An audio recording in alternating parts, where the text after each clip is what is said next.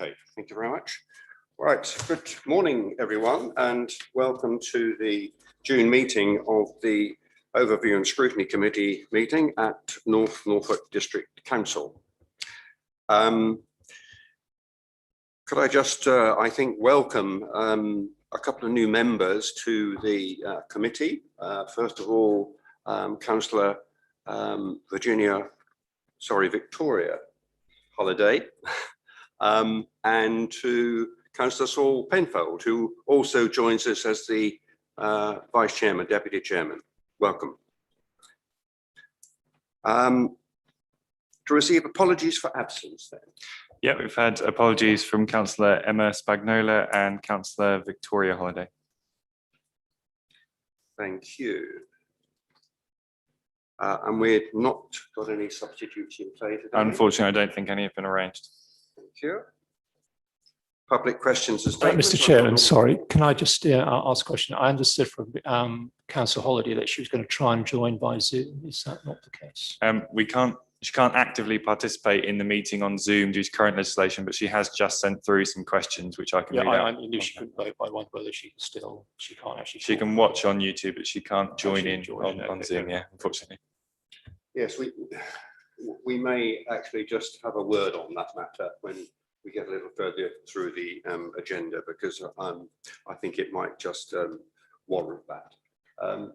So public questions and statements. None received. Thank you. Turning to the minutes of the last meeting held on the 19th of May. If we can go through them with accuracy. Page 1, 2, 3, 4, 5, 6, 7, 8. May I ask a question on 8, Mr. Chairman? Indeed. Thank you. It's just that point 2 of the resolution is there, the recommendation to Cabinet to consider, or that Cabinet consider giving extra resourcing to planning enforcement. Was that recommendation actually made? Because I couldn't see any record of it in any report. I'm just wondering whether that recommendation was made to Cabinet.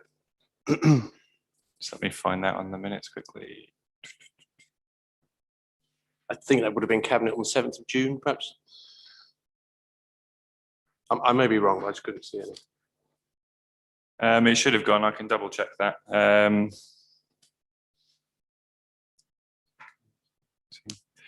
I'll have to double check that and get back to you on that one. Thank you. Apologies. Okay, thank you.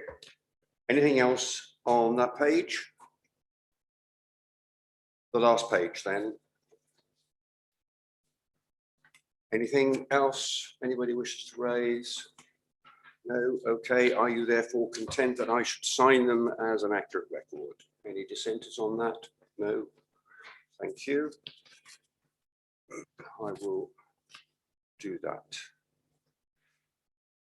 Items of urgent business. I'm not aware of any items of urgent business. None received. Thank you. Declarations of interest. Does anybody have any declarations of interest in respect to the business that we'll be considering today? No? Thank you. Petitions from members of the public. I'm not aware of any. Again, none received. Thank you. Number 8, consideration of any matter referred to the committee by a member. So far, no one has done so. None received. Thank you. Right, and responses of the council or the cabinet to committee reports or recommendation. Just to note at the AGM that the council accepted the recommendation for Councillor Spagnola to continue with her appointment on the NHOS committee. There was also a slight change in the substitute for that position, as it had been, well, the recommendation was for Councillor Fredericks to do that. She was then appointed to cabinet, which meant that on the night, I believe Councillor Varley took over that substitution. Thank you. Moving on to item 10, performance management for the Q4, which is 2020-21, pages 13 to 80. Councillor Seawood, are you standing in for Councillor Batikofer on this matter? In the terms of the presentation of the performance man. I will ask Steve Latch to introduce it, if that's possible. And from a member point of view, I'm here to answer questions along with two of my other cabinet colleagues. Okay. Do you wish to add anything, Mr. Latch, to the introduction? No, I'm happy to introduce the report if that would be helpful. I was on leave last week, so I wasn't party to the discussion that took place at Cabinet of this report, but I'm happy to present the report this morning if that would be helpful. Thank you. Okay, thank you. Good morning, everybody. So this is the Managing Performance Q4 report for 2020-21. So this gives data for the full year, April 2020 through until March 2021. Obviously an unprecedented period of time, both nationally and locally in terms of the COVID pandemic response. So the data within the report shows the progress that the authority has made on delivering its corporate plan objectives and service performance issues during that 12-month period.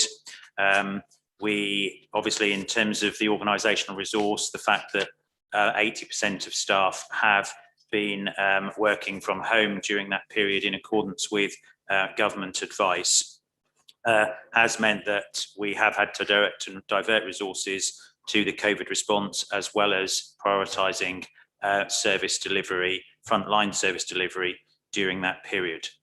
That did mean that the Cabinet considered a report in October of 2020 to reflect that reduced organisational capacity and reduced or refocused their priorities in terms of the corporate plan delivery plan down to 18 key objectives, alongside obviously maintaining core service provision, particularly to the most vulnerable in our community, so housing, benefits, homelessness advice, and also obviously public protection, which was placed under considerable pressure last summer due to the very large number of staycation visitors in the district. So obviously advice to businesses around not only COVID social distancing measures in pubs, restaurants and cafes, but also the additional measures that businesses needed to take in addition to their statutory responsibilities for food hygiene, noise nuisance and those sort of issues. Arguably less directly affected in terms of COVID was the planning service, in terms of we did redeploy a number of staff early on in terms of our community response and community support, but the planning service was from mid-summer, July probably, largely able to progress its scheduled workload, notwithstanding obviously there were COVID measures to put in place in terms of site visits, some consultations with town and parish councils and statutory stakeholders, and indeed the workings of the development committee during that period.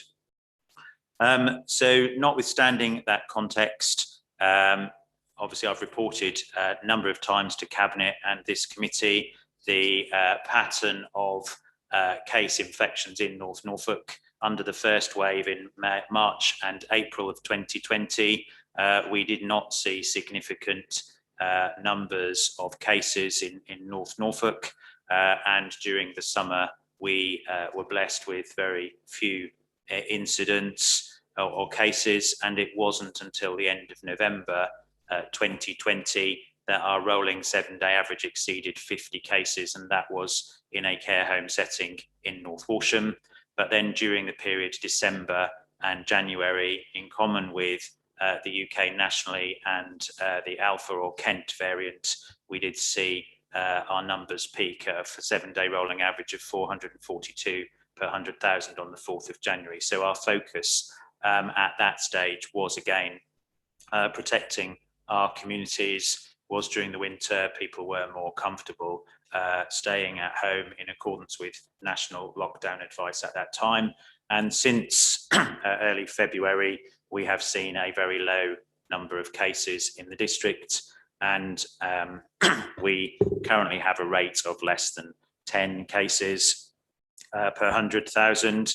And as of the 9th of June, we were in the bottom 10 or top 10 in terms of best performing or least numbers of the 314 local authorities in England. So we've flexed our resources during that time, but notwithstanding that, we have continued to deliver against the council's corporate plan objectives, and the headline outcomes are detailed on pages 15 and the top of 16 of your agenda. So working with partners, we've delivered 108 new affordable homes in the district over the year. There have been some significant development of 43 new homes by the flagship group on the former brownfield Laundry Loke site in North Walsham, and a rural exception scheme delivered by Broadland Housing at Edgefield.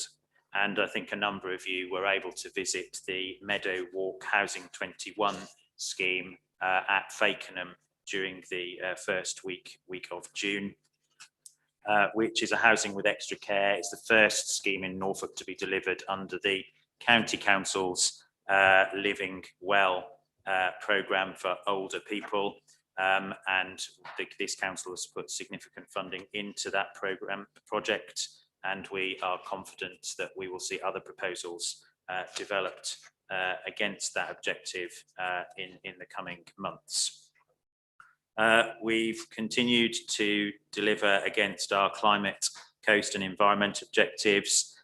We have delivered electric vehicle charging points at these offices and at 5 public car parks in the district, and use of those facilities is increasing.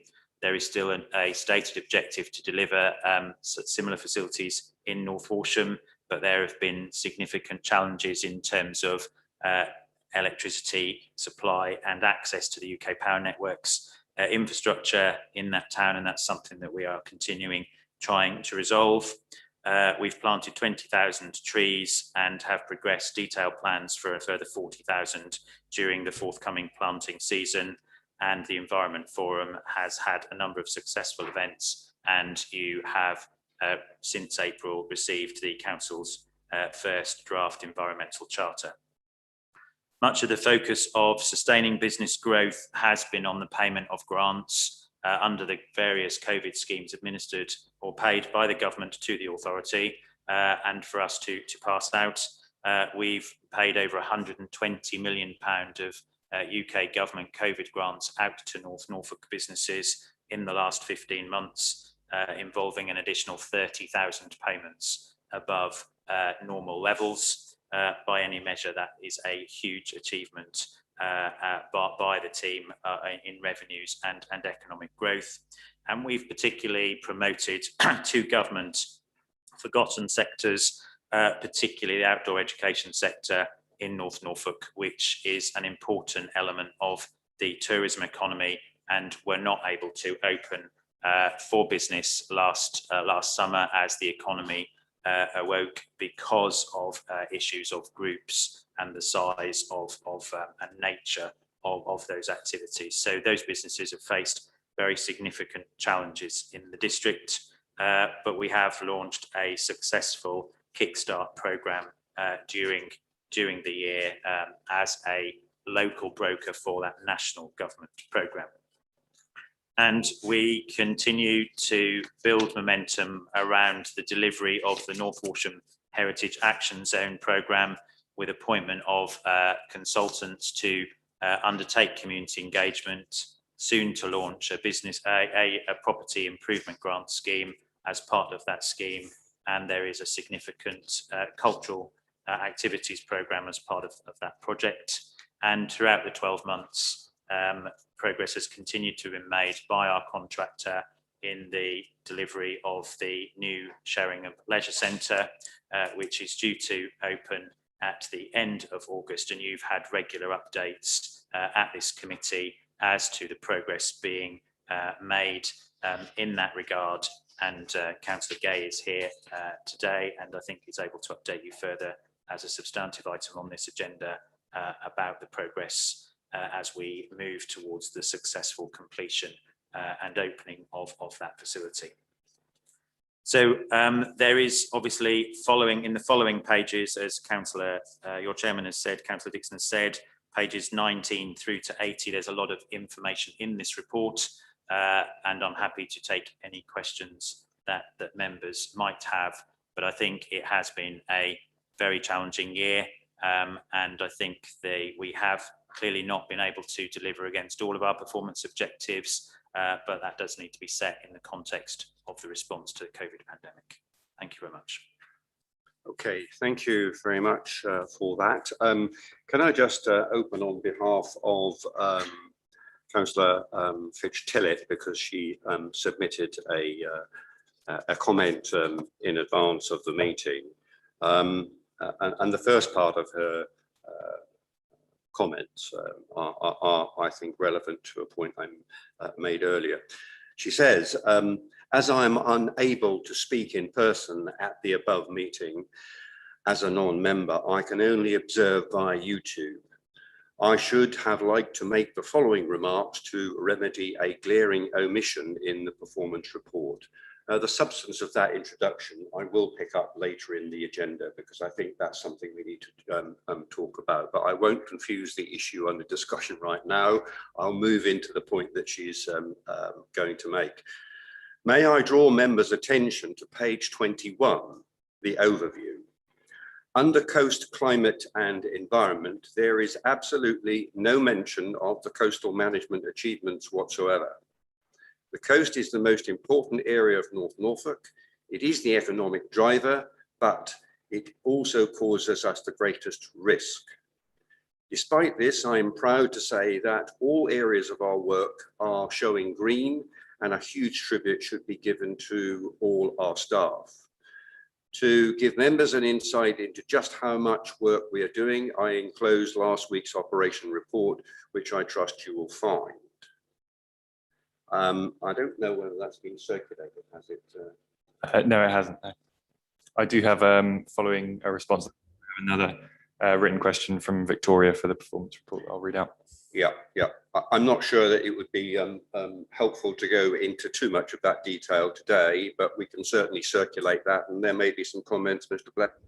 You've responded to this email, and you may want to comment on that in response. So that's the commentary that Councillor Fitch-Tillett has made, and I think I recognise some merit in the points that she makes. Mr. Blatch.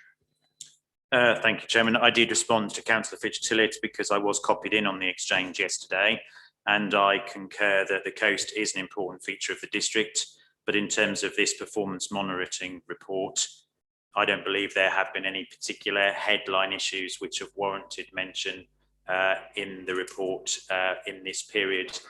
We haven't delivered any major coastal management adaptation schemes during this period. It's not to say that the team haven't worked very hard. They have responded to a number of issues on the coast, and they are certainly very fully engaged in ongoing community engagement consultation, not least around the forthcoming Munsley and Phase 2 Cromer coast protection schemes, which have secured an allocation of £2.8 million under the Flood and Coastal Risk Management grant and aid scheme in April of this year, so not the period covered by the report that is in front of you today. I have separately to the performance report asked the Coastal Partnership East team to arrange for a briefing event for local stakeholders in Bacton and Walcott, as there continues to be public interest in the performance of the sandscaping scheme, which was a pilot scheme, UK first, progressed and led by this council as the accountable body. The beach has naturally changed profile since its establishment during the summer of 2019. In terms of wider corporate learning and the new project management governance arrangements put in place for project review, the Blackton and Walcott Sandscaping Scheme is subject to external review ongoing by the UEA and our consultants, Royal Haskoning, and they are reporting annually to partners to that scheme around how that scheme is performing. They delivered their presentation to local stakeholders a couple of weeks ago, and I think it would be there would be a benefit in sharing that more widely within those communities, because the beach level is reducing, but that is as modelled.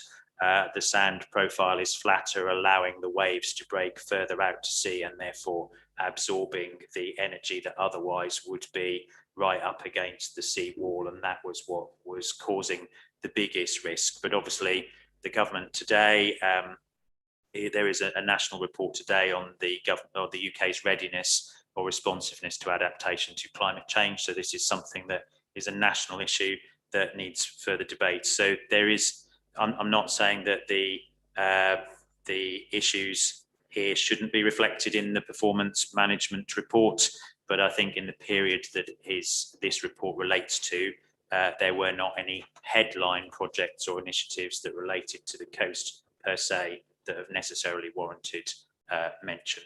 Thank you. Okay, thank you. Any comments on that from the floor? Thank you. I'm also aware we've got questions in advance from Councillor Victoria Holiday. Yeah, it's just a brief one on the performance report. She has a question on the work programme as well. So this is obviously from Councillor Victoria Holiday, who's just given apologies. She's asked, is there any performance benchmarking for district councils to which we could compare our performance? Yes, there is. So the council is or does pay for subscription to LG Inform. And so there is some benchmarking work or data that we can draw upon in addressing any specific issues which individual members or indeed this committee might have. And if those can be shared with me, I will ask the corporate delivery unit, particularly Helen Thomas, who does prepare or manage the in-phase system, but also Lucy Wilshaw, our data analyst, to prepare a response to any issues that are, or specific questions or issues that are raised. My understanding, Mr. Blatch, is that we used to be part of a family of groups, or we have in the past been grouped into family groups, which and it depends on which metrics you choose to use as to which group you will be in, but they were helpful to some extent when considering comparable performance between ourselves and others. Does that still exist? So going back a number of years, there was various benchmarking groups, and I think we were in a rural coastal group with a number of similar authorities. I think East Lindsey in Lincolnshire, and then a number in the southwest of England, which had coastal assets, were heavily tourism dependent and experienced similar development pressures and particularly issues of home ownership. There is no requirement to participate in those groups, and over time, I think the validity of those has diminished. But I think LG Inform has been developed since, which does allow some participation and sharing, and I would need to understand from Councillor Holiday and Helen Thomas and Lucy Wilshaw the extent to which those comparisons are valid. There is a corporate plan objective to look at customer standards and performance. We have made inquiries around participating in a residence survey, but that the feedback that we got from that is that that was largely asking questions which were relevant to unitary authorities rather than authorities, such that the value or benefit to North Norfolk would probably be questioned in terms of value for money relative to the range of services. Okay, thank you. Were there any other questions from? Not on the performance report, no. Okay, thank you. I'll therefore open the topic up for other questions from the floor, please.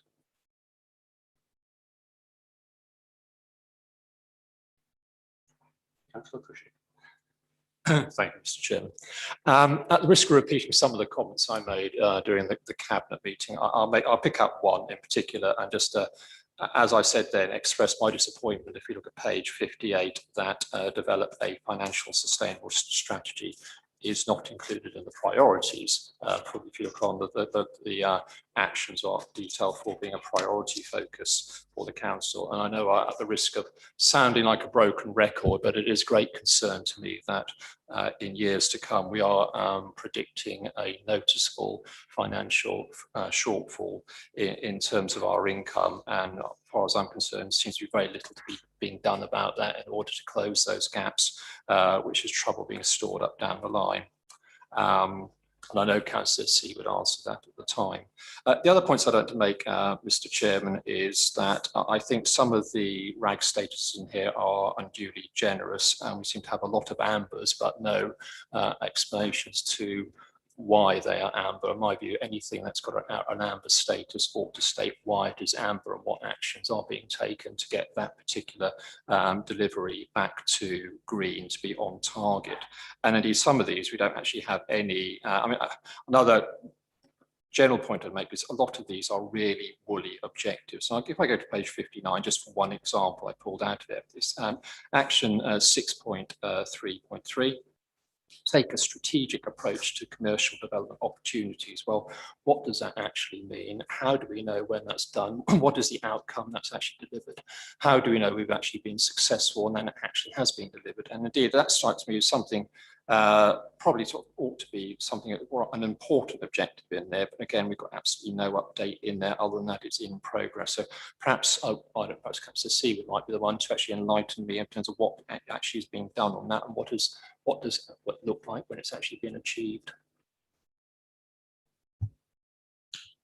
Who would like to respond to that? I'm happy to respond. So notwithstanding COVID and the additional burden that's placed on the finance team in terms of managing grants, both to the authority and to businesses, and the expenditure of the authority in responding to COVID, which has been significant. There is a more strategic approach being developed around commercial opportunities, and it might be that you want to invite Renata Garford to a future meeting to explain.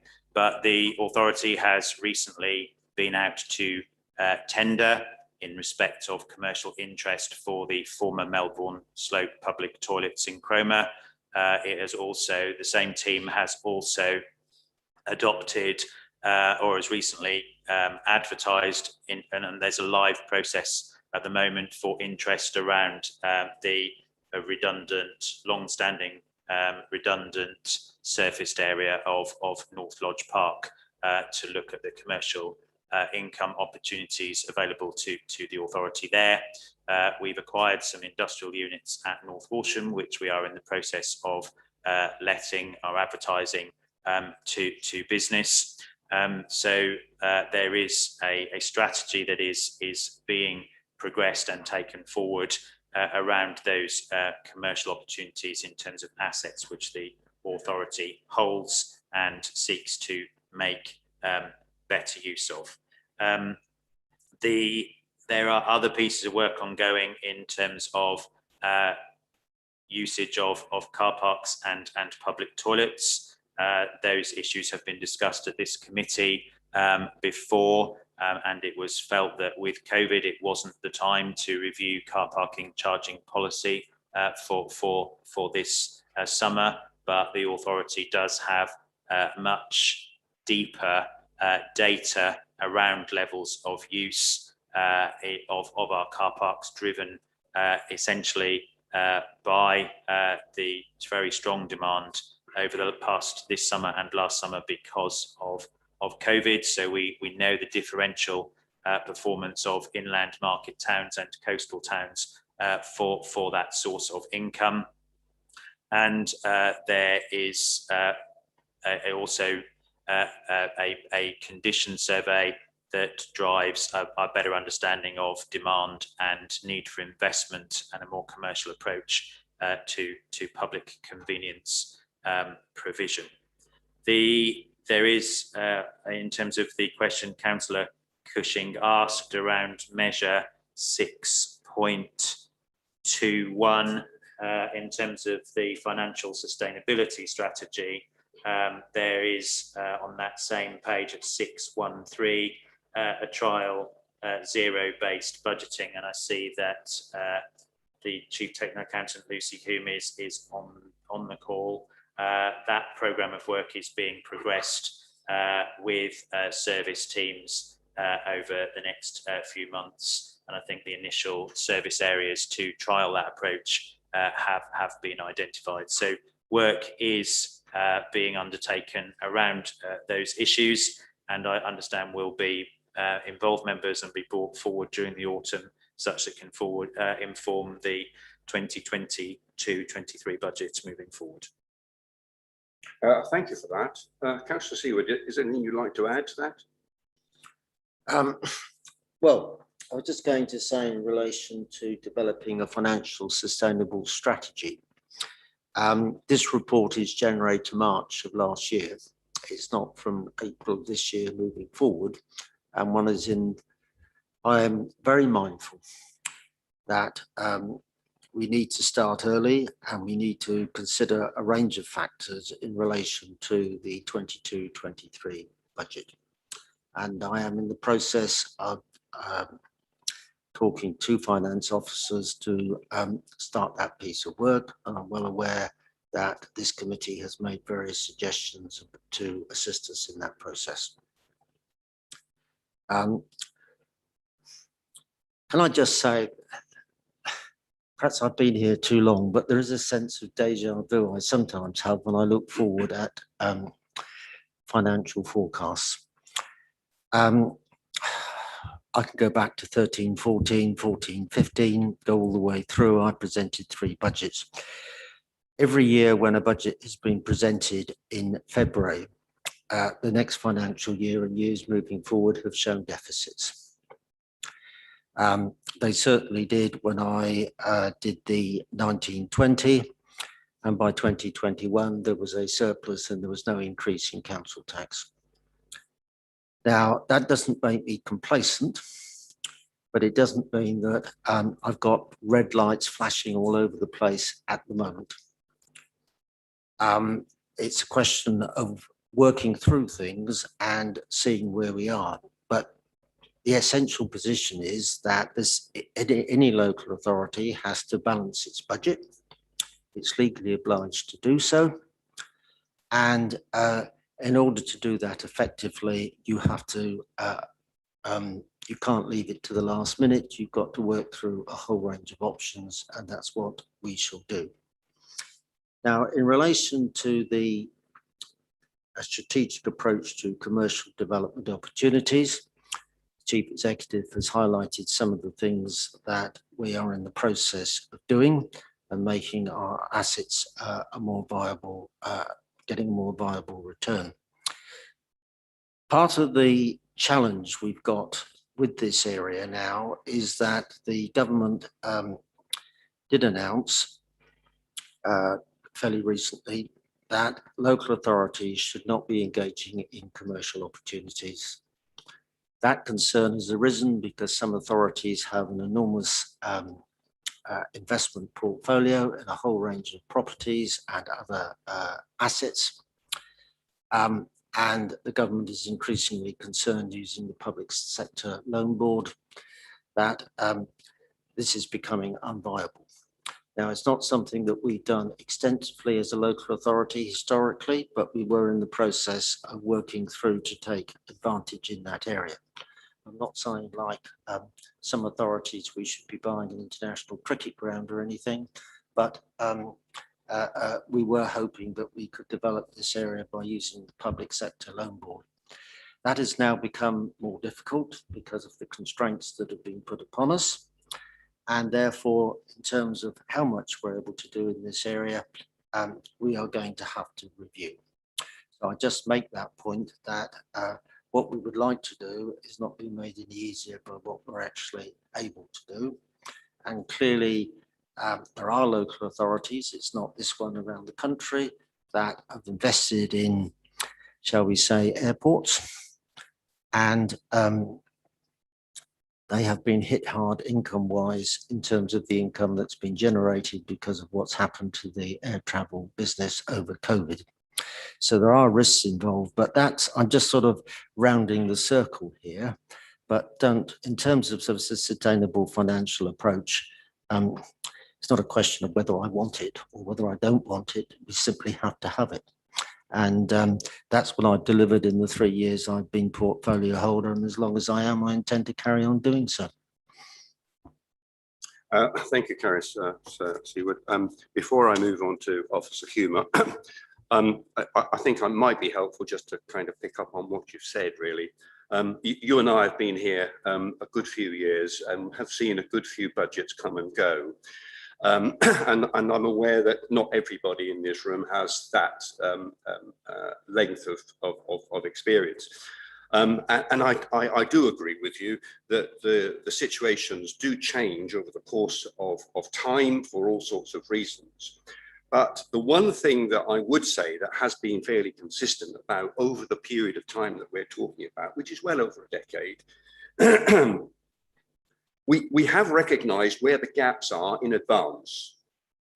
And as a council, we have taken the view that we need to do work to try and close those down. And so we have held workshops and seminars. We have identified work streams, and those work streams have been allocated responsible with responsibilities to officers and also cabinet members to develop and deliver those. And I think probably that's one of the constants that I would say for each of those periods, each of those years that I've been here, I have seen some logic and sense in trying to do that ahead of those gap years coming. And I think that's what Councillor Cushing is really, the substance of his point, is doing that sufficiently far in advance so that you've got room to manoeuvre, make decisions. And I'm not suggesting, and I don't think Councillor Cushing is suggesting, that we should launch into investing into all manner of commercial schemes that might or might not deliver gap closing revenues. But I do believe the one thing that I would say is different about this period of time is that we don't seem to have done that. We have had a seminar, we have come up with various ideas, but those ideas don't seem to have been developed. And so I would just say that from my perspective, that's, I think, adds a little bit more to the concern that I think that there is about the longer term financial strategy. At that point, I think I'll hold and move on to Officer Hume, if we may, please. Officer Hume, good morning to you. Morning, everybody. Hopefully you can all hear me okay. So I just want to pick up on a couple of points that various members have mentioned. Councillor Seward mentioned the issues that we currently have around commercialisation and certain things with assets that we might have looked to do to sort of close some of those budget gaps. And I completely endorse everything that he said. There's also the issue now that we've got that SIPFA are looking to kind of back that position up a little bit and actually make it very difficult for a local authority to be compliant with the prudential code, which we are required to be by law. and also undertake commercialisation projects at the same time. So unfortunately, where I guess a lot of councils thought that commercialisation, particularly asset commercialisation, was going to be the kind of magic silver bullet that was going to solve all our problems, that's sadly now not the case. So certain schemes that we might have looked to take forward in the past, we're now having to revisit those under a different light. So that's obviously disappointing. The other issue that we have around that kind of future deficit figure and what is it actually going to be is the fact that we still haven't had any confirmation that the fair funding review or the change in the business rates retention scheme is actually going to be effective from 1st of April next year, which clearly we need to have that confirmation as soon as possible. There are several rounds of consultation between now and that happening that we would expect, and absolutely none of those have been announced yet. June is not historically a great time to announce consultations because people are kind of doing final accounts and audit and will then be on some holidays. So if you want a good response rate, summer isn't a great time to do that. So we would be looking presumably at an autumn consultation, which then gives us issues with any potential spending review. And so we just don't know what that future deficit position is. Obviously, we've had to make some very prudent assumptions as part of our medium-term financial planning from years gone by. But we do have to be prudent. It's within our sort of code of practice as accountants, and that often seems to other people like that's an overly pessimistic view, but that's what we have to get to. But the truth of the matter is that deficit figure is very differently a moving feast still, and we just have no clarity at the moment as to what that figure will actually be. So chasing that moving target isn't an easy thing to do. The other issue around commercialisation is the whole commercial markets had effectively a restructure due to COVID. Things that were commercially sound prior to COVID are perhaps not so now. So, it takes a little bit of time when we're looking at these financial sustainability strategies and commercialisation strategies, because the things that we had worked on prior to COVID, we're having to do a lot of analysis on those to look at whether they're still viable or whether we need to look at something else. So that obviously adds to the time delay on that. Apart from the kind of acute work that is being done around COVID, particularly with the finance team and the business grants that we've had to have been paying out. Specifically on this paper, though, thought it might be helpful to give you a little bit more clarity as to where we are with the zero-based budgeting. So that's something that I'm kind of working on at the moment. So we have done this in conjunction with the new corporate delivery unit, who are taking forward the kind of service planning for the next year, and the zero-based budgeting will be looking at those service plans and costing various options of those up. So we are expecting the service planning to start within the next sort of month or so, and then the budgeting process will follow that very swiftly. So that is in train, and that's an update that sort of happened since the report was written. So I just thought that would be useful for you. And the financial sustainability strategy at 6.2.1. Again, I think back in February, we talked about this committee having an update on where we were with some of those ideas at the meeting in September. And I would still envisage that we will have a report to come to you then with an update of where we are. So hopefully that will kind of help with the sort of, I guess, a bit of confusion about where some of those ideas have got to. But they are, I can tell you, they are in hand. Thank you for that, Officer Hume. I have to say that one of the key words that you said there, which I particularly warmed to, was prudence. Thank you for that. Right. Any further questions? At this point, I'm going to do a little straw poll. The straw poll involves trial zero-based budget. How many people, if I sit and ask you now this morning to give me a description of zero-based budgeting, would be comfortable in doing so? Please raise your hands. I would certainly hope you would, Eric. Okay, I only want to make the point really that there's perhaps a bit of training to be done here. If there is reliance going to be placed on zero-based budgeting, then don't we all need to understand what it is? And don't we all need to understand what it might potentially deliver? So could we pick that up as an action, please, to have a briefing on that particular topic? There may be one or two other topics, but that's just one that occurs to me right now. Okay. Oh, sorry. Yes. I don't know whether it's a legacy hand. Is that Officer Hume? It was a new one, just to say I'd be more than happy to provide any training that the committee asked for around zero-based budgeting. What I would suggest is when we've sort of produced the work program, then we'll do a training session around that, so you can specifically see the dates as it applies to us as a council, as well as, you know, the philosophy of zero-based budgeting, if you like. Thank you very much. Yeah, I would be particularly interested in that, because I'd like to do a comparison with what I have understood to be zero-based budgeting in relation to its use with the county council, and in particular the Norfolk Fire and Rescue Service. Have used that for some years, so it will be interesting to hear that one. Thank you. I'll just make the observation, Chair, at the county council has not got rid of deficits going forward. I specifically referenced Norfolk Fire and Rescue Service and left the wider picture alone for the obvious reasons. But you can draw whatever conclusions you like from that.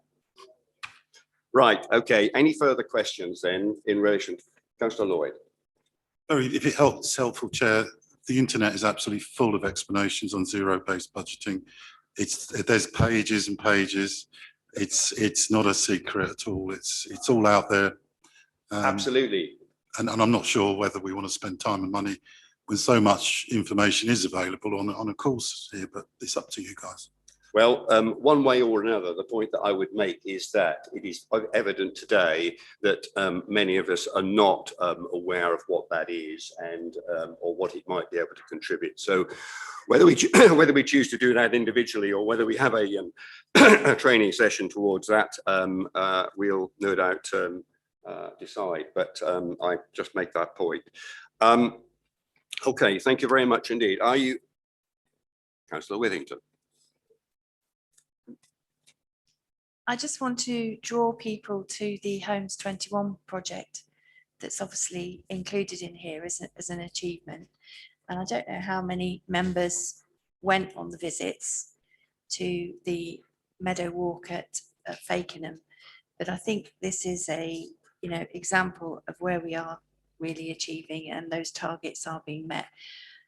It's I work a lot in this field, and I actually cried in that building, because it was so amazing to see something which provides such an incredible level of care and will transform care opportunities for people, not just in Fakenham, but across our district. And I hope within this performance system that we see that the achievement of that's reflected, but also that that becomes something that we really work towards, because it is just so outstanding.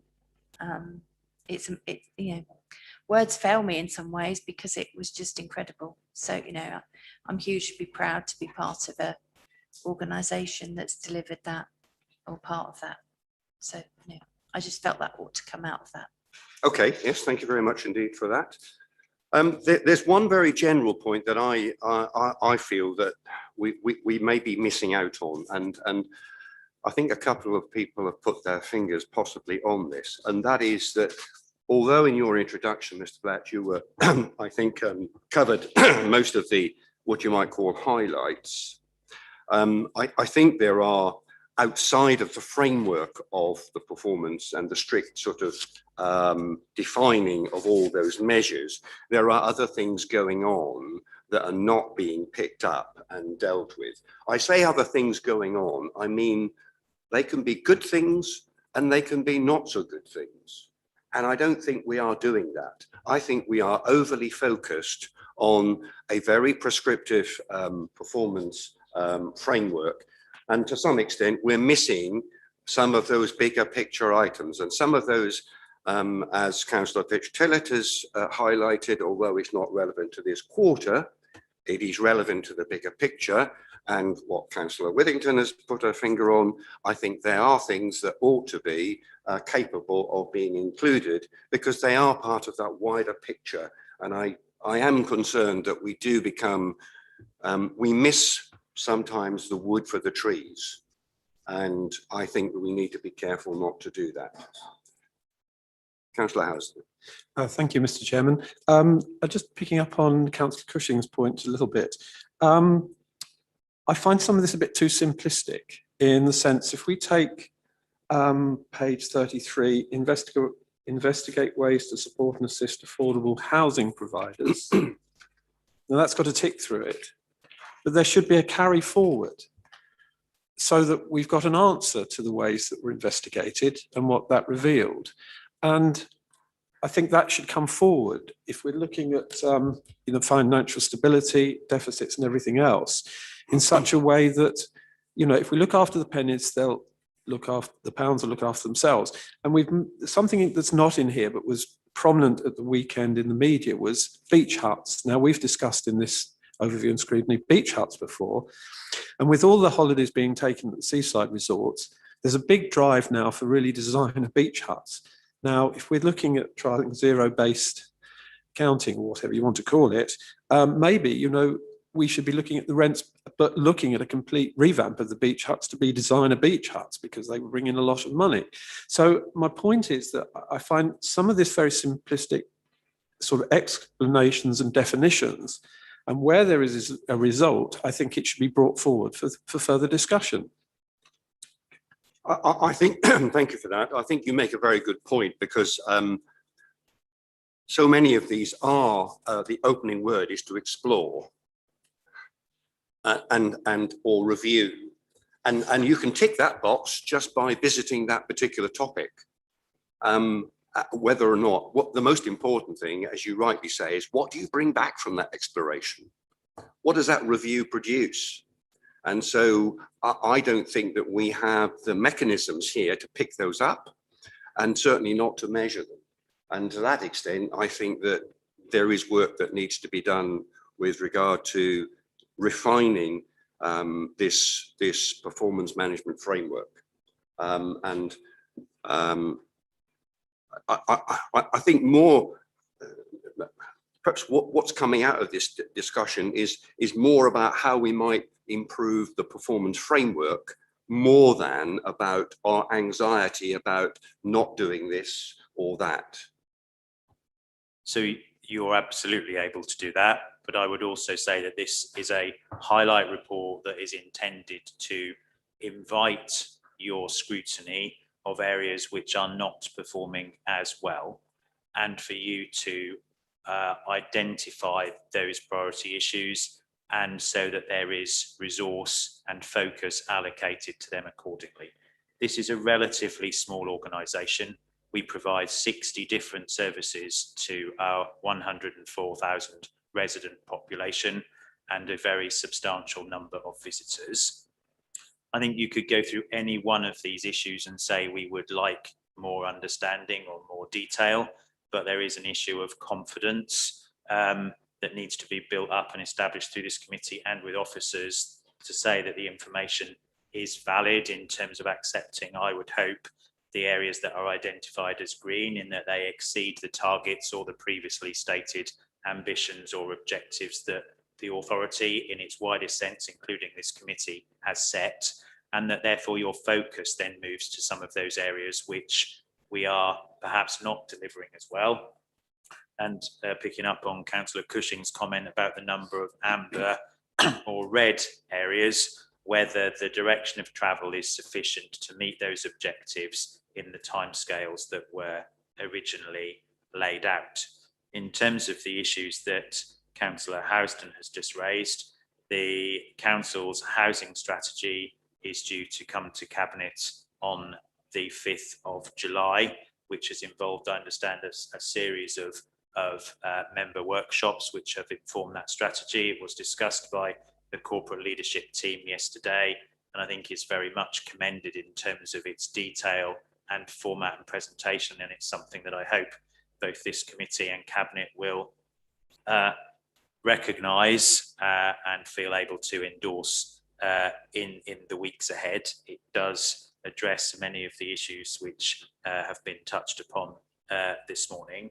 In terms of beach huts, yes, I think that the point that Councillor Housden makes is well made, but I would also say that you've recently, in the not too distant past, undertaken a review, and in the context of our commercial strategy, I don't know whether that is where the return on investment might otherwise be moving forward. I think it's worthy of a debate and a further discussion, but that might be not where the big bucks follow. And I do think that as Chief Executive, I have to ask you to prioritise your expectations so that we can make the greatest impact around the use of limited staff resource and addressing the issue which Councillor Cushing raised at the very beginning around the financial sustainability strategy, because there are a huge number of measures and indicators here, and I can't sit here in all honesty and say we can direct resource to all of them.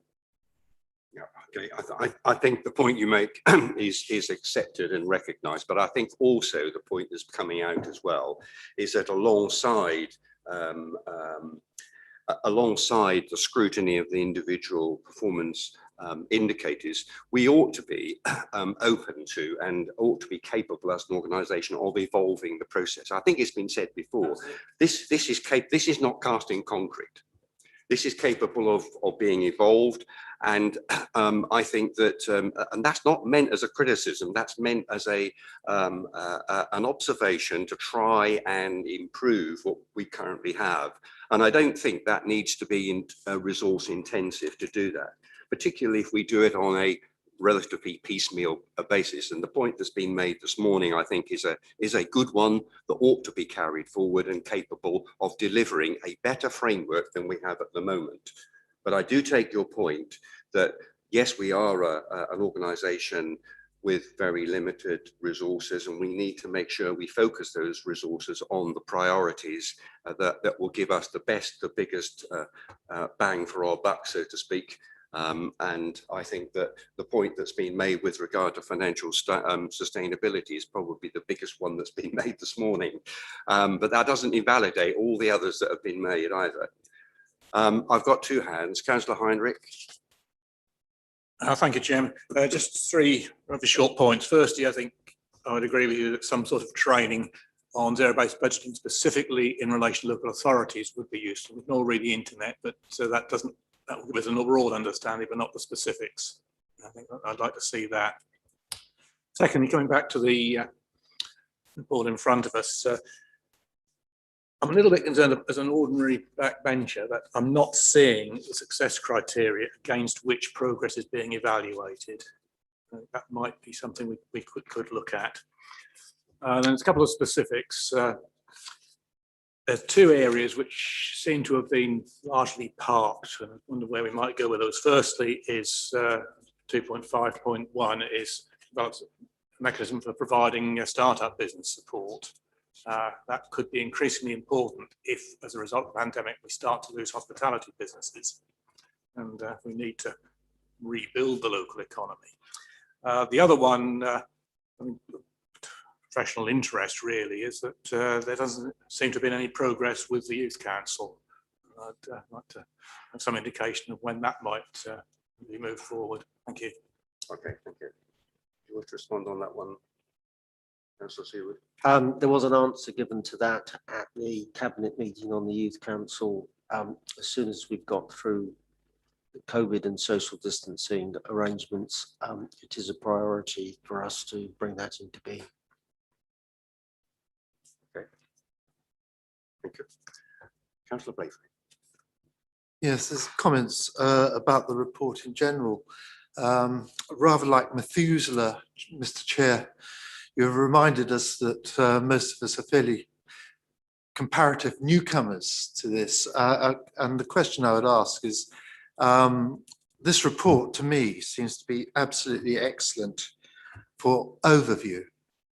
And it does provide the opening for us to scrutinise at a future date the issues that it highlights. So I'm wondering, is this report format a relatively new format, or is it, has it evolved only recently? Thank you. Thank you. Well, I'll give my own version of that, shall I?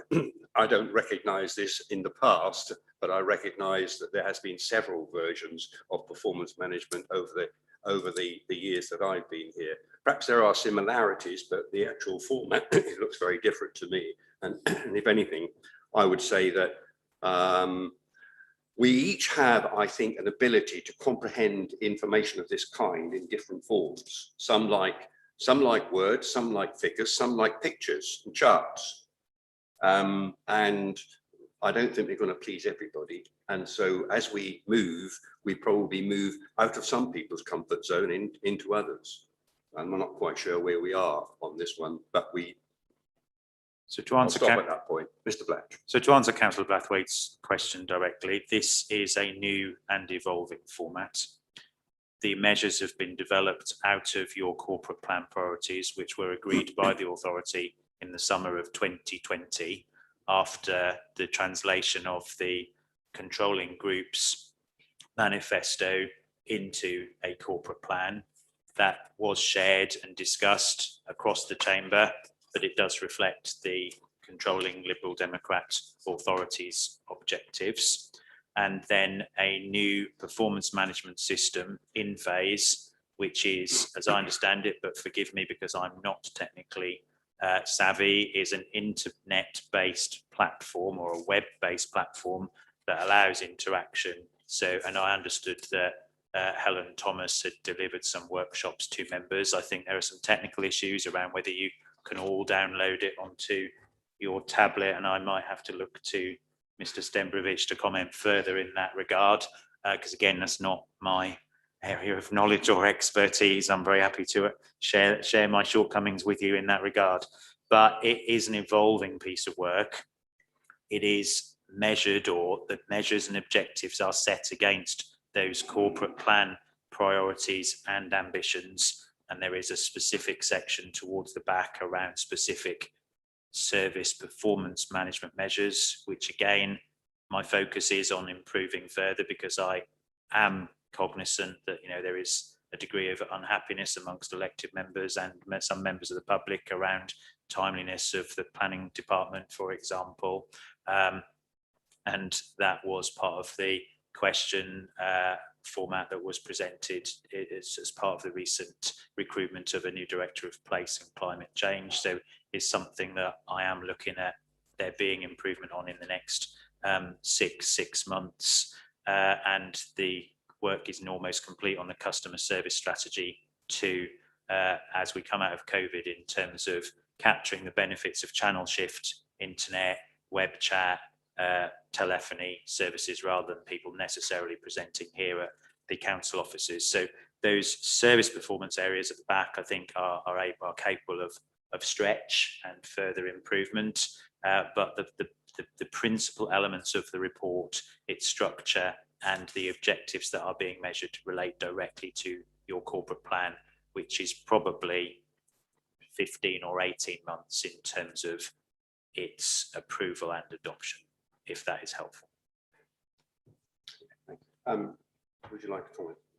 Yeah, just on the in-phase usage, I think that's a really big sticking point here. Is all members want to be able to drill down and to look at these things in detail without seeing it on a report that doesn't change. You want to click on a segment and see that information, and I think that's where some of the frustration with these reports is, because you can't use this system in a way that it should be used. So where we are on that is that there was hope originally, or the plan, when I shared that login detail with you, we were hoping that we could use one login for all members, and the company has come back to us and said that essentially you must purchase a license for every individual member, and the situation, as I understand it, is there is a negotiation on the cost for that license, basically, because I think it is the cost of a license for every member is quite prohibitive, but perhaps we can get an update from the portfolio holder, I believe Lucy Shires, to see where we are on that. So it is still in progress and we are hoping to do that essentially. Okay, thank you for that. Work in progress then. Thank you. Finally, Councillor Lloyd. Thank you, Chair. I'd just like to reiterate one of the points I made at Cabinet about this. Previous administrations reporting, I always found as in opposition to be quite appalling, quite shocking. This administration has purchased some software that staff have access to. There's a huge amount of detail that lies behind this report. And I think everybody should realise this is a high-level reporting tool. It's significantly better than what was available in the last administration. The transparency is hugely advanced compared to those times. And I think officers should be congratulated on producing this, and the staff actually can update this as they go. I think that's a great way forward. It's a shame, as Matt has described, that all the detail isn't available that's behind this, but that's not different to many organisations. And the point of scrutiny, if you've got questions, you know, I came along here today to answer any questions you might have against my portfolio. I'm here and I will answer questions if you want the detail to arise. But actually, I would just like it on record that this, as a reporting tool, is so far much better than what we've ever had in this council before. Thank you. Okay, thank you for that. Thank you for coming along today, and perhaps you can take it as maybe a sign of some satisfaction that you've not been put under pressure. Councillor Brown. Thank you, Mr. Chairman. I think one thing which is conspicuous by its absence in this report is the installation and progress of the new uniform planning computer system, which I think also affects other areas of our service as well. It has had some teething problems. We had a series of updates around Easter this year, following its rollout in December of last year. And we've also, I think, only last week had a period where the public access system is compromised because there's work going on in the background to the new uniform system. And it's causing a lot of consternation.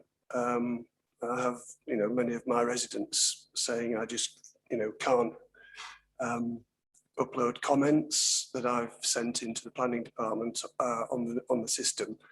And whilst we have put out media coverage, media announcements on it, it just doesn't seem to be getting through to people on the ground. So what I would hope to see is in the customer focus section, an item added so that we can monitor the progress of the installation of the uniform system moving forward.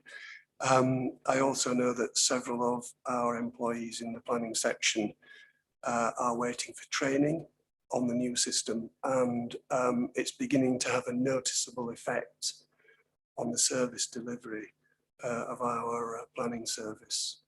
So I'd just like to have that noted, Mr. Chairman.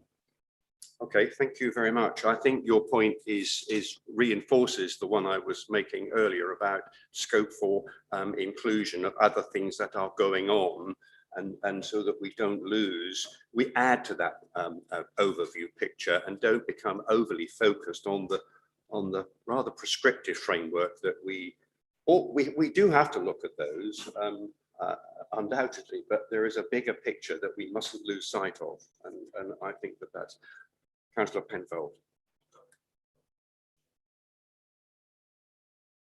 Sorry, well, I saw your hand first, but. Thank you. It's question for Councillor Lloyd, actually, although it won't put him under pressure, I'm sure. In the report, it mentions 20,000 trees planted. Is that the total that have been planted during the duration of the report, or is that the total that we've planted since we came into power in May 19. That's the total that's in the ground since we took over 2019. So do you feel confident that we will reach our target? I'm nervous about it, if I'm honest. We've been working with National Trust, big organisations like Holcombe Hall, for example. We're working in partnership with these. There's potential to exceed our target significantly. Negotiations, actually, I've been up briefed this week about negotiations with some of those bodies. So I'm a little bit nervous about it. It is a mammoth task and we're a small organisation. What we've been really successful in doing is spreading the word. We have lots of very small plantings all across the district, some in just people's gardens, and just promoting the whole concept of climate change and on what biodiversity can bring. But what we really need is some really big projects going forward. Work is ongoing. I think this winter will be crucial. We weren't able to undertake hardly any planting last year because of social distancing requirements. And you know, cabinet comments were made about when are we going to stop using COVID as an excuse. Well, if you're not allowed to meet in groups of more than 2 outside, it's very difficult to carry out a large planting scheme. But we're on it. I don't want to be too over optimistic at this stage, Councillor Pinfold. We may hear more about that later then. Yes, thank you. Could I just make another comment? Would that be? Yes, of course. Saturday, I attended a virtual conference, Sustainable Living, I think it was called, and it was hosted by the 5 cathedrals in the Eastern region. And Jake Fines attended. So I think he's estate manager at the Holcombe estate, spoke very well and mentioned a North Norfolk biodiversity audit that's underway at the moment, which I hadn't heard of. I don't know whether you are aware of that, but he's a key player in that. I'm sure you are aware of it, but it seemed like we should perhaps be involved in that. Maybe that's something we can kind of continue offline, yeah, rather than delay us yet further this morning. Councillor Withington. Thank you, Chair. I just wanted to go back to some of Councillor Howson's comments, actually, and I'm really pleased that you brought up page 33, because actually I think some of the comments on there are good examples of what we would like to see in this performance management report that we're receiving. So on the investigate ways to support and assist affordable housing providers, the first part of the comment is about the buying of the 4 properties, but then it goes on to, this is now established a model that the council can use to support housing associations deliver affordable homes in the district. And I know that that has now gone on from the work that I've been doing with the housing enabling team, that's gone on to actually, when a possibility comes up, you know, that is being given to people as, well, we've got this model, we can now use it. So I think that's a really good example of, as councillors, how we can see what's actually happening. And I would say the same on the temporary accommodation comment above that is as well. So I think that's the level that we should be aspiring to be seeing on here, because that, as overview and scrutiny, when we see that, we know something's moving forward from that kind of comment. So that's really good to see that. I would also like to pick up, and I think it's about us changing our mindset a little bit. The amber business, as Mr. Blatch referred to, maybe we need to start from a completely different starting point, that, you know, we focus on that amber and we agree as a committee which ones we want to pick out and we want to look at and establish whether they are the priority, because I think in terms of, there's one on this page as well about developing a business case for a housing company. Well, actually at the moment that we would probably, I think, all agree that that can't be a priority at the moment, given what we've heard about commercial limitation, etc. So I think I would like to see more of us agreeing as part of this, when we look at this report, what are the amber areas that we're concerned about? Which ones do we feel should be priorities, and how do we feel we should move that forward? A bit more structured approach to it, I think. That's what I'd like to see, because there's a lot of good stuff going on, but as you say, it's pulling out that amber stuff, just being a bit more structured about it. Okay, yeah, thank you very much. I think, bearing in mind the time, I think we probably do need to wrap this up. We've spent just over, well, about an hour and 10 minutes or so on this. And so I think we've given it a good thrash. We've got a number of, I think, I wouldn't say conclusions, but recommendations that will need to be kind of just developed. So can I just ask, are you comfortable then to agree with the recommendation here that we note this report, and we will, I think, summarise the points that have been made with regard to recommendations and bring them back, obviously, to the next meeting? Are you comfortable to agree that? Could I have do you wish to a formal show of hands? It is to note, so, but if you want to add any recommendations post-meeting, then you may need to vote on it. It's are you planning to, are you suggesting that you want to make recommendations after the meeting and bring them back? Well, I'm suggesting that there's a number of points that have been made, and they do need to be summarised, and as we have done in the past, it's quite difficult to do that in the council chamber, but I think I've got sufficient notes, you've got more comprehensive notes, and from that we can probably just do the usual. Excuse me, Chair, you need to make decisions in this chamber around the actions that you would like to take forward. And if you'd like me to summarise them, I'm happy to do that. But I don't think they should be having post-meeting discussions with the Democratic Services team to say what you've agreed here. You need to be making that decision in camera in this meeting. Happy to hear your recommendations. Okay, so I think the notes that I've made then for completeness are that Councillor Angie Fitch-Tillotwood, we agreed to, or you agreed, that we should share the note that she shared with you yesterday of progress made by the Coastal Partnership East team as it relates to North Norfolk at the present time. There was a question from Councillor Holliday around comparative benchmarking, and I think it would be helpful for Helen Thomas or Lucy Wilshaw to perhaps provide a post-meeting note of the options that are available moving forward, and you may then wish to debate that at your next meeting in terms of whether the response is sufficient to meet your, as a committee, and Councillor Holliday's expectations in that regard. There was concern expressed by Councillor Cushing around the actions taken around measure 6.2.1 around the financial strategy, and the discussion then went on around the training around zero-based budget, and Lucy Hume offered to deliver a workshop for you to develop people's understanding of that. And I would suggest that if Lucy is able to deliver that, there is then a timeline outlined as part of that training as to how that work formally is taken forward, and Lucy shared with you the service planning process and the related zero-based budgeting in that regard.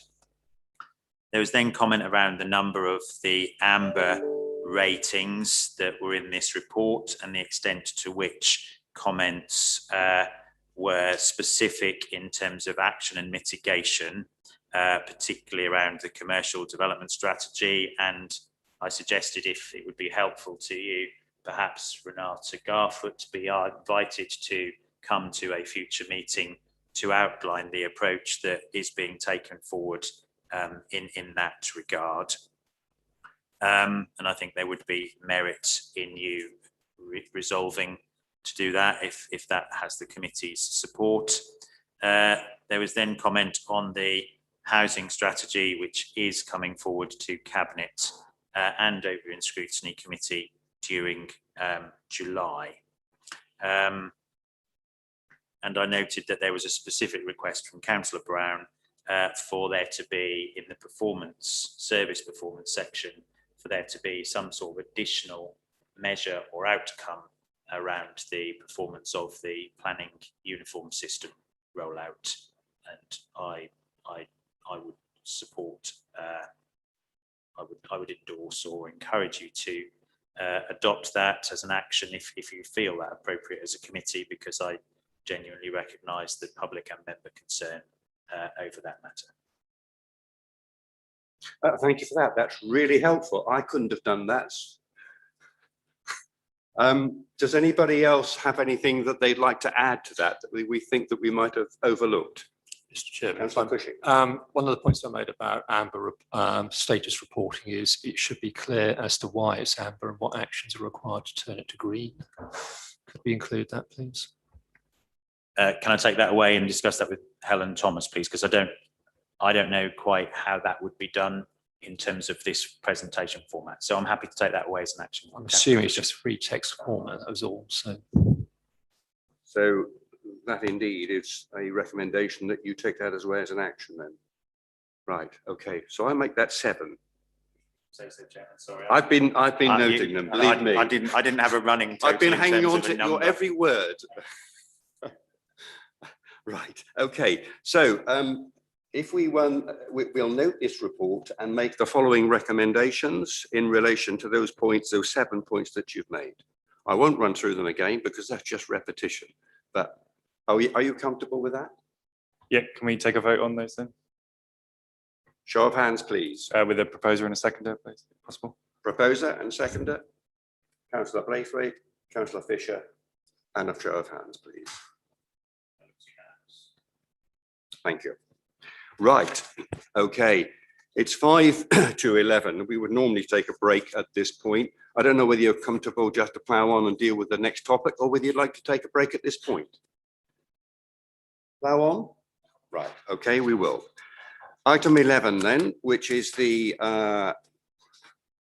North Norfolk District Council Equality, Diversion and Inclusion Policy. Just a wee bit of background here is that we have seen this as a pre-scrutiny item. We had a number of recommendations that has been, they have been worked upon. A lot of work has been done, I'm aware, and it went to Cabinet a week or so ago, and it's back here for us just to have a second look to see whether there are recommendations, whether we would be comfortable with the way in which it's moved forward since we last saw it. In terms of presenting on this, do we have? Yeah, we've got the officers online. I'll just note that Steve Hems is going to give a brief introduction on the policy strategy plan discussion you had, and then we have Karen Hill to discuss the actual policy itself. Okay, thank you. Good morning, Officer Hems, over to you. Good morning, thank you, Chair. So I think at the last overview and scrutiny, there was discussion about whether the document was a policy strategy or a combination of many of those things all rolled into one. Karen will come on to the policy itself, but to reflect that, and it's a piece of work that we'd effectively already looked at as part of the process around management team activity and reviewing the documents that we currently have to make sure they're up to date and necessary. So it's an ongoing piece of work, but as part of that, there is a piece of work being done to develop some definitions so that we have clarity for officers and about what those documents are. And effectively, there are definitions and examples provided for policy, strategy, plan, procedure, and we're working up a definition for charter because obviously we now have introduced a number of, or we're introducing a number of charters. And I thought it would be useful for this committee just to have a sort of an overview of our thinking and the approach on that. And we will, against that, as when we're reviewing the documents that we have or when we're developing, we'll use this framework in order to make sure that those documents are tightly within the definition. So in terms of policy, we're looking at effectively a definition or a position that is a course or a principle of action adopted or proposed by an organisation or an individual. For strategy, it's the broad plan that's designed to achieve a long-term aim. It's strategies aren't going to be fixed as in terms of being sort of a static document. They're designed to move, to be evolved and to reflect changing circumstances and needs. And then the plan effectively would follow on from that. So it's the detailed proposal about how you're going, what you're doing, or what your activities are to achieve. It's the plan bit is that what, how, where, who, and when. And the procedure is effectively the statement of specific actions. So they are the bits that inform how you deliver the plan. So how each component of the plan is put together to deliver. So I won't cover charter at the moment because that one's still in development. But by way of an example or a useful example, there's some sort of examples provided for each of those that follow down the policy, and the examples pick on CCTV. And I know that probably from a scrutiny point of view, you'll say, well, we don't have any CCTV, so how is it relevant? But actually, we've picked on CCTV for that very reason. It's by way of an example that no one is invested in, because we do not provide our own CCTV system any longer. So those are just running through those examples. So a policy would be the document that basically you would say we're going to have a CCTV camera system installed at locations across the district. The strategy then would outline the intended ways in which the policy would be implemented. So how occurrences viewed on the CCTV screen should be dealt with and how the effect of the policy will be measured and monitored.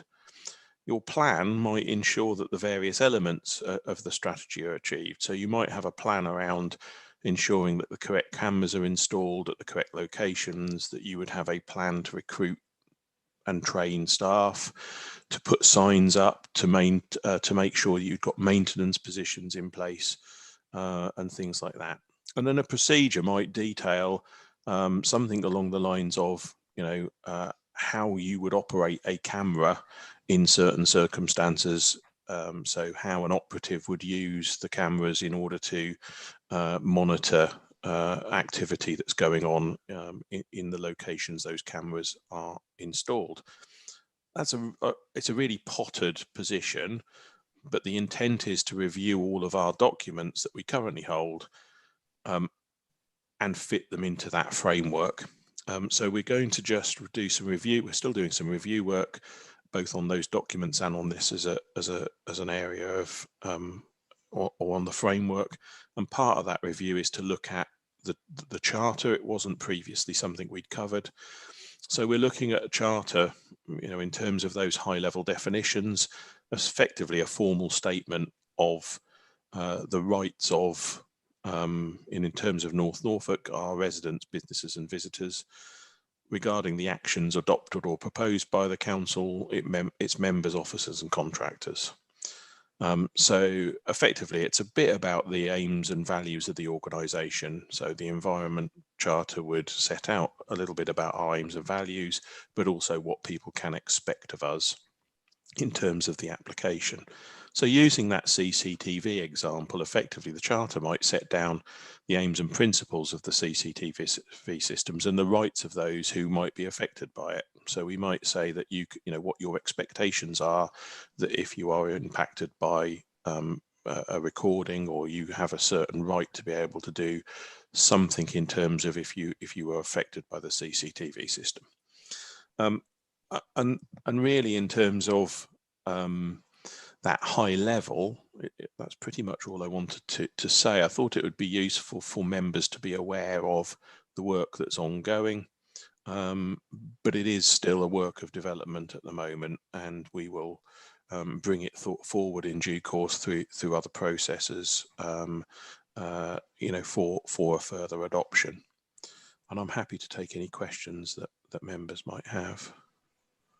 Thank you, Officer Hems, and thank you for using that example. That probably is helpful to set the scene there. Can I just clarify a couple of things first before opening up? So what we've got, and I guess if we use the small number numbering system, we've got 4 pages which make up effectively the body of the policy. Is that correct? And then we've got another pages 5, 6, and 7, which look to me like an annex, but they don't have that title. They look to me to be supplementary information to inform the policy body. Is that correct? So effectively, those additional pages that you refer to are the footnotes that are referred to within the main policy document. They are the definitions and explanatory elements of it. And in terms of those, the reason those, I mean, they're not an annex as such. They are a list. You know, I'm happy to title it in any way that provides clarity to users, members, etc. In terms of the reason that they're not embedded in the actual document itself, you know, reflecting on the comments that Overview and Scrutiny made last time, we wanted very much to get down to to have a document that was as clear as possible in terms of the actual policy of this authority in respect of equality, diversity and inclusion. And so we've moved some of those definitions and some of those terms into the back of the document as footnotes. Effectively, they are referenced throughout the document in terms of you know, numbering within that then refers to the in the back part on the last 3 pages. We've moved them there because actually, if you are reading a section around race or around some of those areas that are, you know, the sort of elements that form up, you know, the equality definitions, then we wanted to make sure that you could refer to them, but that we didn't have a cluttered document that was difficult to work your way through. So that's the reason they sit slightly to the back end of the document. Then it makes them, it still includes them as part of the policy document. They're absolutely fundamental to it, but it's just about having clarity of usability and understandability for the policy as a whole. I take your point entirely. It really just, and I doubt if we would want to die in a ditch over semantics of what we call it. It just needs to be clear that that is an additional set of piece of information that needs to be read in supplementary to the main body of the policy. So it's really a matter of making sure we call it that, whatever it is, whether they're footnotes or whether an appendix or an annex or a supplement. Chair, I can certainly make sure that happened. I think actually it was, you know, it was one of the issues that Cabinet raised. So I think that work is probably already in the process of being done. Good. So thank you. Yeah, thank you for that. And so just to clarify then, following on from this, obviously this is work in progress. You've mentioned about the strategies, documents that will follow, and also the action plan effectively that will underpin the actions that will be delivered as part of this. In respect of, I mean, obviously in respect of the actual policy itself, yes, there are further pieces of work to be done on that in terms of supporting documentations in the same way as, you know, I've just outlined. You know, there will be policy or we adopt the policy and the objectives, the equality objectives for the council. So off the bottom of that, there will be, you know, the various bits of strategy and plans and procedures that will support that document, and those will be developed over time. They will, you know, be reviewed on a regular basis to make sure that they are appropriate, etc. So yeah, no, very much so. You know, in terms of that process I've already outlined. Do you have a timescale in mind when those might be available? I think in terms of that, I would defer to Karen, Officer Hill, in terms of the actual supporting documents. You know, that again, our position at the moment is that the adoption of the policy and the equality objectives is the bit that we need to do first, and effectively, you know, that will inform the process of bringing documents forward. We have a number of documents that support or that already form part of the supporting documentation, and some of those in terms of internal policies, etc., or internal procedures and documents are outlined in the policy. You know, I think if Officer Hill is able to make any comment, I'd welcome it. Okay, Officer Hill. Thank you, Chair.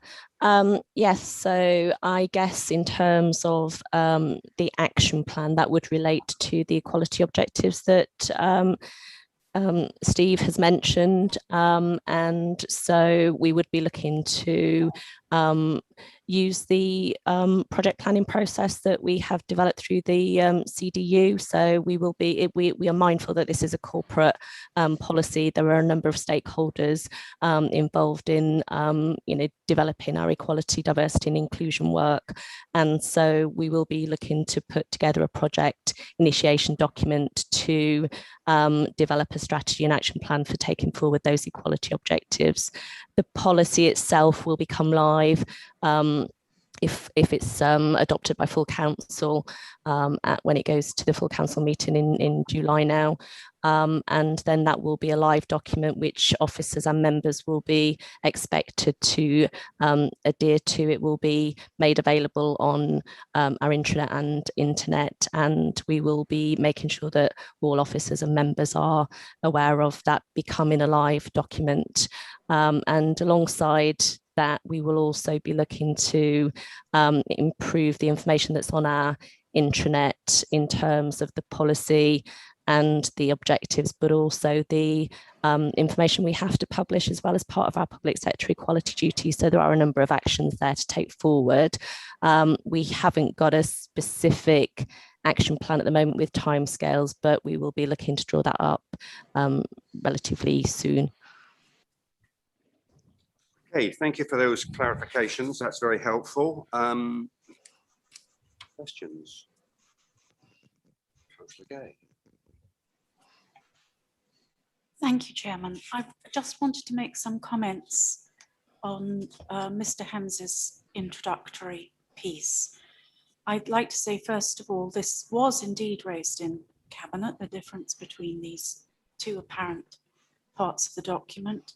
The second part is clearly endnotes or footnotes. You could number them and put them at the bottom of the page. They'd be footnotes, or you can leave them as endnotes, but it's quite clear that they are explanatory for the main document, the 3 or 4 pages. And yes, I think you posed this question in Cabinet. So secondly, I wanted to say that in my dim and distant past, I did teach on our business strategy course in university. And I have to say that the definitions which Steve Hems have given to us are absolutely classic of policy, strategy, plan or tactics. And I think those seem very sensible ones for us to adhere to, because as I say, judging on my own experience, they're classic. There are other definitions in other places, but these are the classic ones that we've been given this morning. Thank you. Thank you for that. Councillor Seaward and Councillor Penfold. Yes, I just thought to update overview and scrutiny when this was considered by the Cabinet, and you quite correctly set out the process we've been involved in here. The Cabinet did ask in the policy under review that we should be adding that we will keep this policy and any associated codes of practice under annual review, and also to be reported to relevant committees. But we believe that was important to strengthen the policy document. That's not, I don't believe, actually there yet in the document that's in front of you today. We also asked that this should be read in conjunction with other plans. That has been added. And the third thing was the question you raised, which Virginia Gay has answered about the footnote and relating to what is, can be an appendice or what the characteristics mean. We did ask that that should be within the policy and that before it goes to full council. So I just thought it would help the committee if I just alerted them to it. Thank you for that.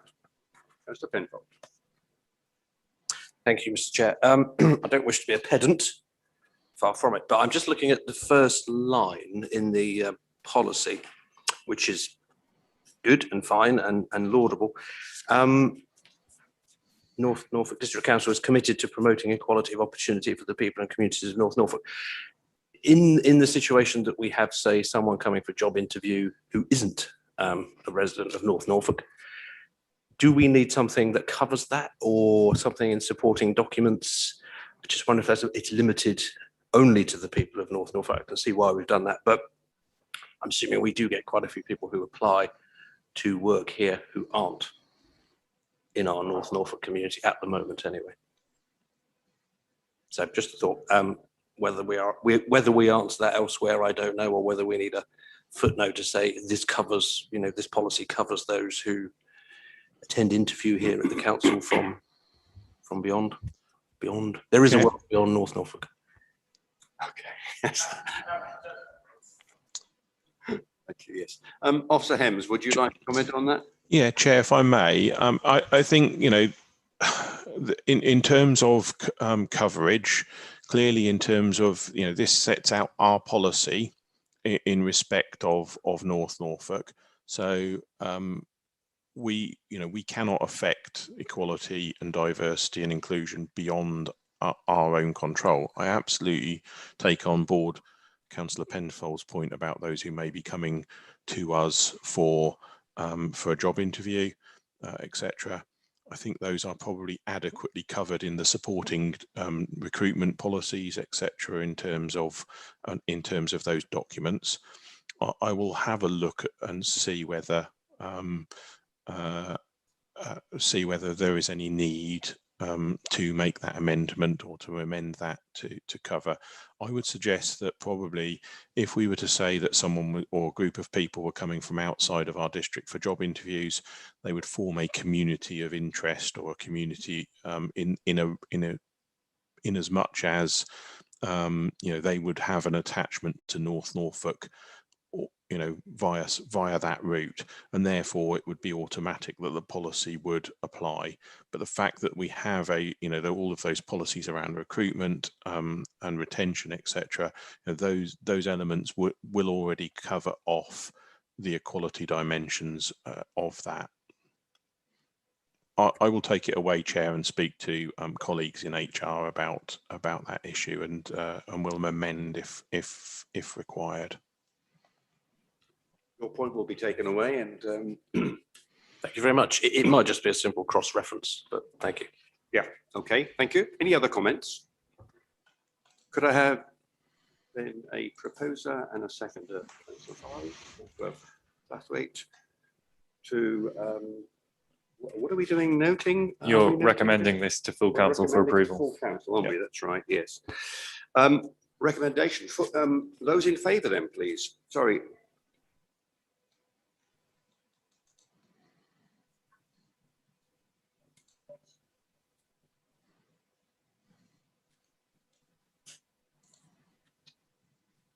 That point will be taken away. Is that? Yes. Well, we're making a recommendation. I think that, are we accepting that it is sufficient for that point to be taken away and a view to be taken? Because I think that's probably what I was hearing from Officer Hems. I'm not sure that I was hearing from him that he was going to necessarily make. Perhaps you might like to clarify, Officer Hems. Are you? What precisely would you? So in terms of the comment made, I will take advice from HR as to whether there is a need to reflect the those who may be coming to interview in the policy document itself, or whether they consider that it is sufficiently covered or sufficiently addressed through the other documents. I wasn't talking about that point. I was talking about the point that came in regard to Cabinet, that they had suggested that it should include the annual review. Oh, and right. be advised to sorry. committee. But that hasn't been included in the documents that we've got. So if we're recommending it, do we need, our recommendation need to include that? Okay. Sorry, sorry, Chair. Those amendments from Cabinet will be in the document before it comes to full council. Clearly, in terms of the timescale around the publishing of papers, etc., I think you've probably got the document or a document that hasn't had chance to be updated. But I can assure members that those changes required by or recommended required by Cabinet will be made before it comes to full council. Thank you. Sorry, just to say, could I just seek that clarification on my point before we get it at full council as well? If Officer Hems could do that for me, if that's possible. Officer Hems, do you happy with it? That is fine. We will do that for you. Chairman, there is sufficient time on the basis that I understand that the Democratic Services Manager has advised that there won't be a full council in June. So this will come to the meeting of full council on the 21st of July. So I believe there is adequate time for those changes to be made and circulated or advised to yourself as chair and the chair of cabinet. Thank you. Okay, right. Okay, got a proposer and a seconder that we recommend this to full council subject to those two caveats. Are we happy with that to vote? Show of hands, please. That looks like unanimous to me. Thank you very much. Right, okay then. So moving on to item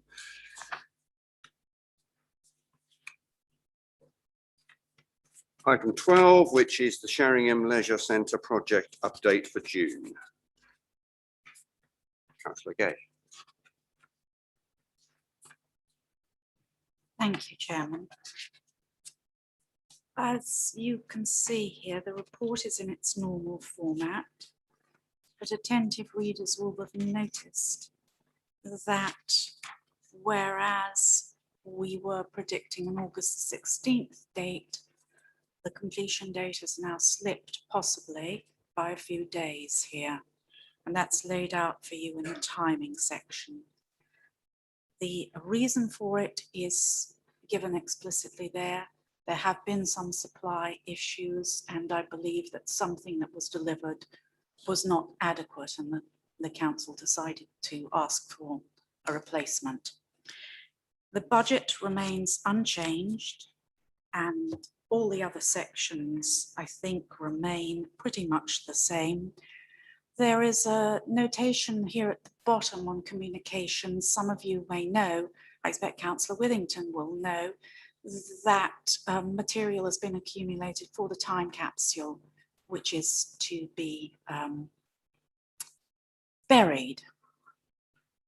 I'm not quite sure when, but it will be around the time of the opening, I suspect, because it will be an event in itself, I assume, burying the time capsule. Planning is beginning to take place for the opening day. Nothing has been finally decided as yet, but planning is beginning. I'm pretty certain that there's a date that's been mooted, but there's been no date determined as of yet. And apart from that, Chairman, I have nothing further to add. Okay, thank you for that. Any questions? I think for clarity, I think the date Councillor Gay refers to is a date of an official opening. There will be a sort of soft opening on the basis that's detailed in the report. So I think the official opening is probably 4 weeks after it, for example. I don't know specifically, but I think it's an event which Councillor Gay is referring to. So it won't officially open on the first day, if you understand me. I appreciate that clarification, because that is exactly the way I understand it. It would be ideal, it is ideal that people come into the facility, they are using it before there's any kind of official opening. So there will be what I think you describing council speak as a soft opening before the official. So when I said the date isn't determined for it's the official opening I was referring to. That's correct. Thank you, Chairman. Yes, thank you for that. I had assumed you were referring to that, and that might well be an earlier, whether you call it unofficial or soft or, yes, the building wouldn't be standing there waiting for the ribbon to be cut. Thank you. Councillor Lafferty. Yes, just a quick question. Regarding recruitment for staff, I understand it's very difficult to recruit into the leisure industry at the moment. How do we know if provision is being made to start recruitment process?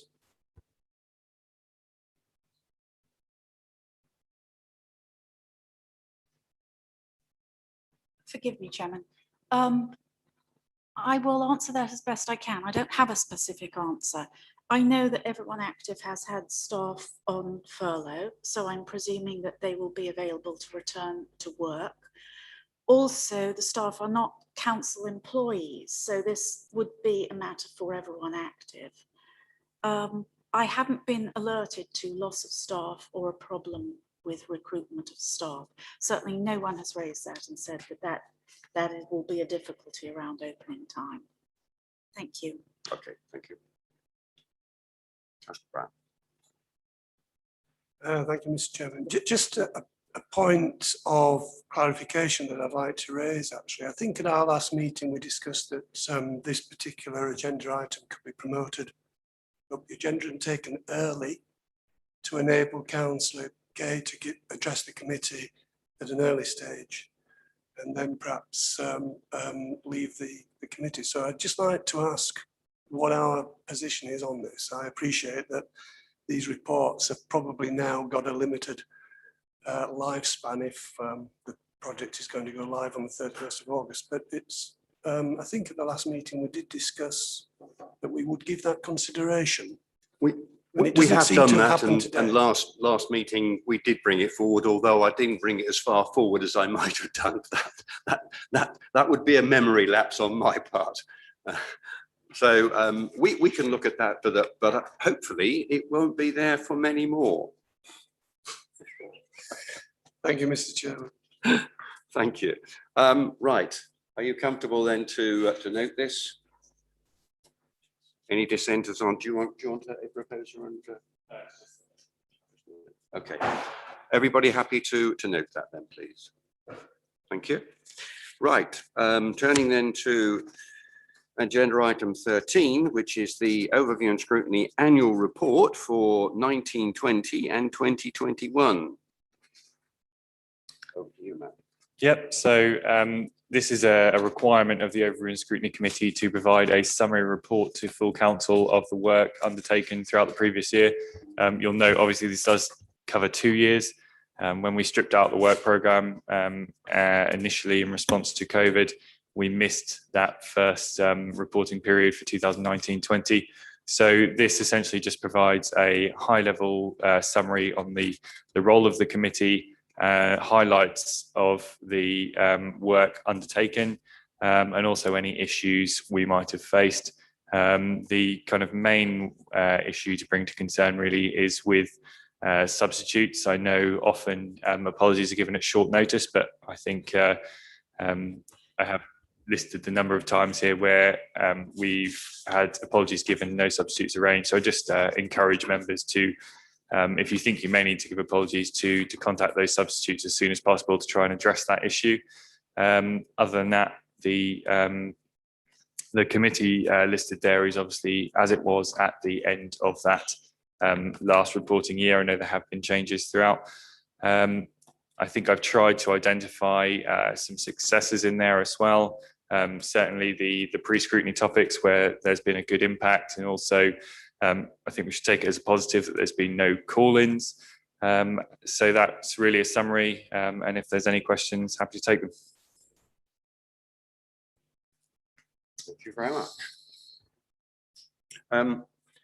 I would just like to thank you, Matt, for preparing those two reports effectively, joined into one. from my perspective, I think that we have evolved the process of review and scrutiny over the past 2 years. I think it has been on a bit of a journey. Hopefully, it's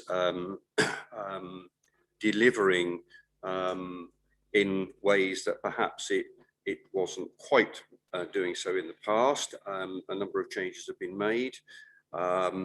I think that there are quite a number of what I would usefully describe as successes, and they're not always easily identified, but they are there.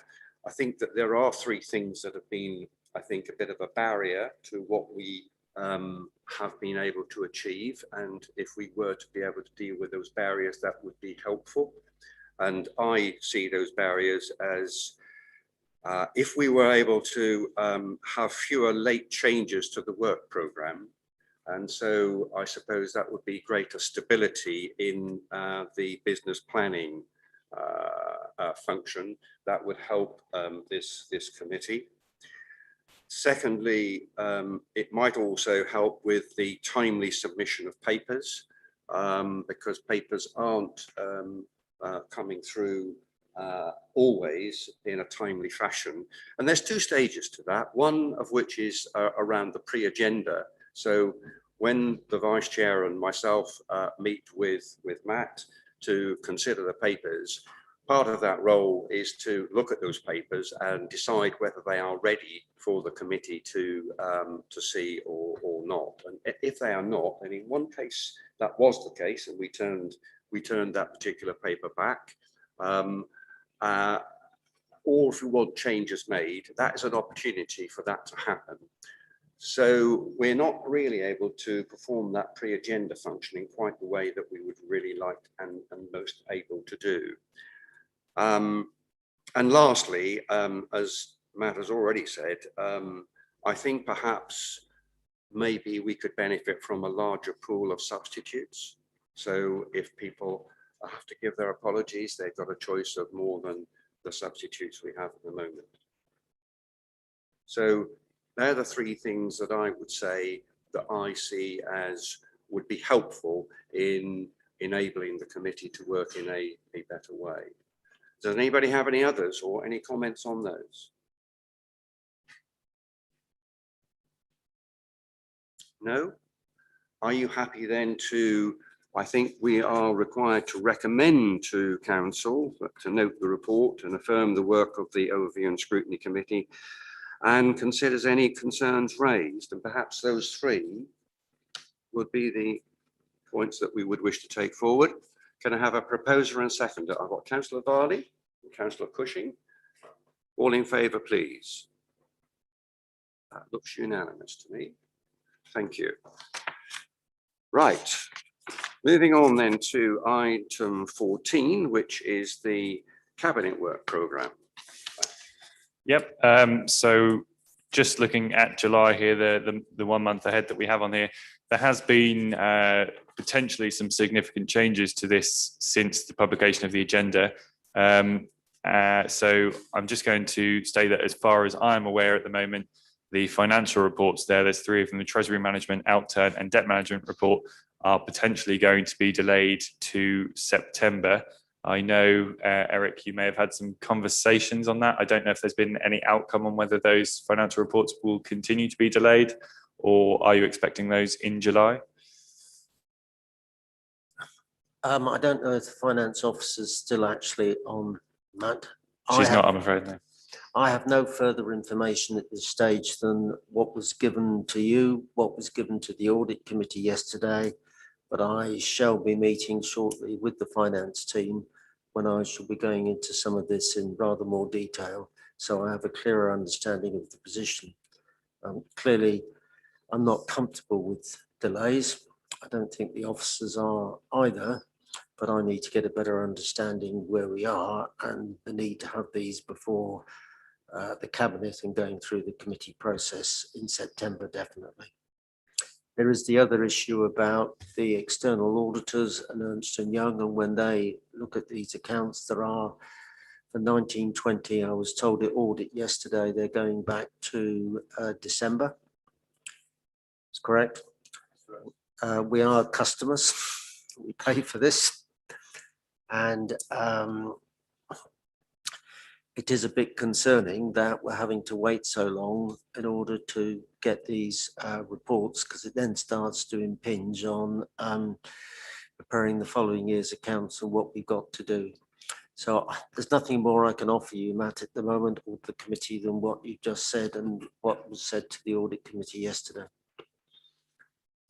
Could I just ask whether, because obviously the point I think you make with regard to external audit is a matter of some considerable concern, and we've got the chair of GRAC here this morning as well, and I just wonder whether is there anything that we might, as an overview and scrutiny committee, add to the concern, the pressure, or the displeasure, or whoever we can complain to say that we are not satisfied with the timeliness of the services that are being delivered by external audit.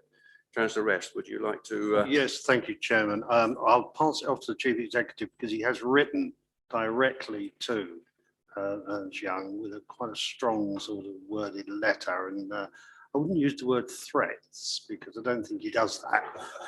But I would certainly say it didn't take much to see how he was trying to put that across, with some very good articles from publications about things that have been happening. So maybe Steve can answer that in a better format. Thank you. Thanks. Well, you might like to tell us a little bit more about your non-threatening. Thank you, Councillor West. This is a national issue. It has recently been featured within the Municipal Journal, and which I have shared with Councillor West. So I'm happy to share that more widely with all members. If you haven't seen the report yourself, there is criticism nationally of the external audit service, which is procured on a regional basis. I think we do have the flexibility of coming outside of that arrangement, although I do believe there would be significant reputational and corporate risks to the authority in so doing. I think 95% of local authorities do prescribe or participate in regional frameworks, and at the moment our regional framework contract is fulfilled by Ernst & Young, and Ernst & Young and Grant Thornton were both featured in this national report which was critical of their timeliness of annual audit reporting. So I think it is a live issue. I have received an acknowledgement to my strongly worded letter, because I don't know, if I'm honest, I don't know in terms of a threat what actually I have tools I have at my disposal to actually bring about any change other than making very strong representations, such that I hope that there will be greater clarity given to that programme in the coming days and weeks. But certainly I've been told that it will be December before the audit of the 2019-20 accounts is complete. And then obviously there is the 2021 accounts, which the team are now finalising, but still would then ordinarily be the subject of review during the autumn or very early winter period. So normally our accounts are audited in the period November through to February each year. So yes, there is a national slippage, but I don't think it is anything particular or peculiar to North Norfolk District Council. This is sector-wide, and I think the Lucy Hume advised GRAC yesterday that obviously there is a backlog of capacity in the health service organisation audits as well, because of their focus on the COVID response. Presumably, I mean, there must be a ministerial responsibility for this in some way, shape or form. Does that rest with MHCLG, or does that rest with another minister? Because surely at the end of the day, there needs to be some kind of representation to central government. And I'm not suggesting that we should do that on a one-to-one basis, so to speak, but I would have thought that there's an organisation that could speak with a voice on behalf of all of us councils that are suffering this particular poor performance from external audit. Yeah, I think that's a point well made, Chair, and I would need to look at where this is within the LGA as a national issue. I haven't been advised by Lucy or Duncan Ellis that there is any combined or collective representation in that regard, but that's something I'm happy to take away. My understanding is that the audit responsibility in terms of ministerial is through MHCLG, but there would obviously be onward discussion with HM Treasury as well. Okay, thank you. Well, perhaps you might just be able to clarify that, because I think it's not good enough for us just to, yes, express our displeasure, but I think we do need to explore how we might register that displeasure at that higher level on a joint basis. Otherwise, I don't think that customer satisfaction or dissatisfaction is going to be reflected at central government level. I'm not sure there's a true market such that we can go elsewhere, if I'm honest. So it is about working with the provider that we have. I'll take that away. Okay, thank you.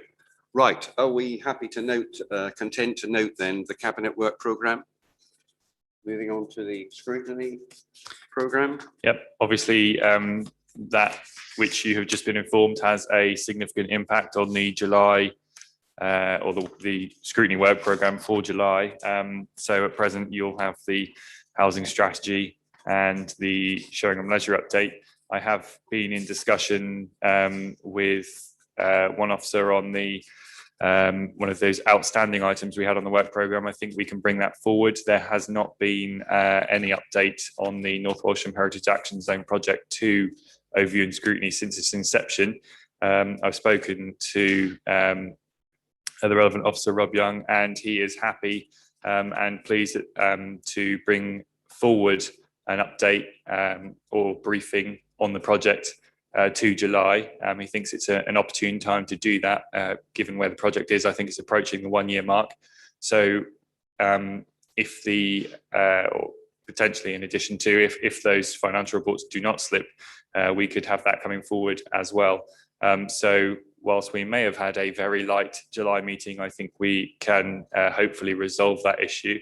And then obviously those reports that would have come in July will move forward where they land to future meetings. I do note as well, I'll just bring it up on my email, I had another question from Councillor Holliday in regards to the work programme, if I can just find that.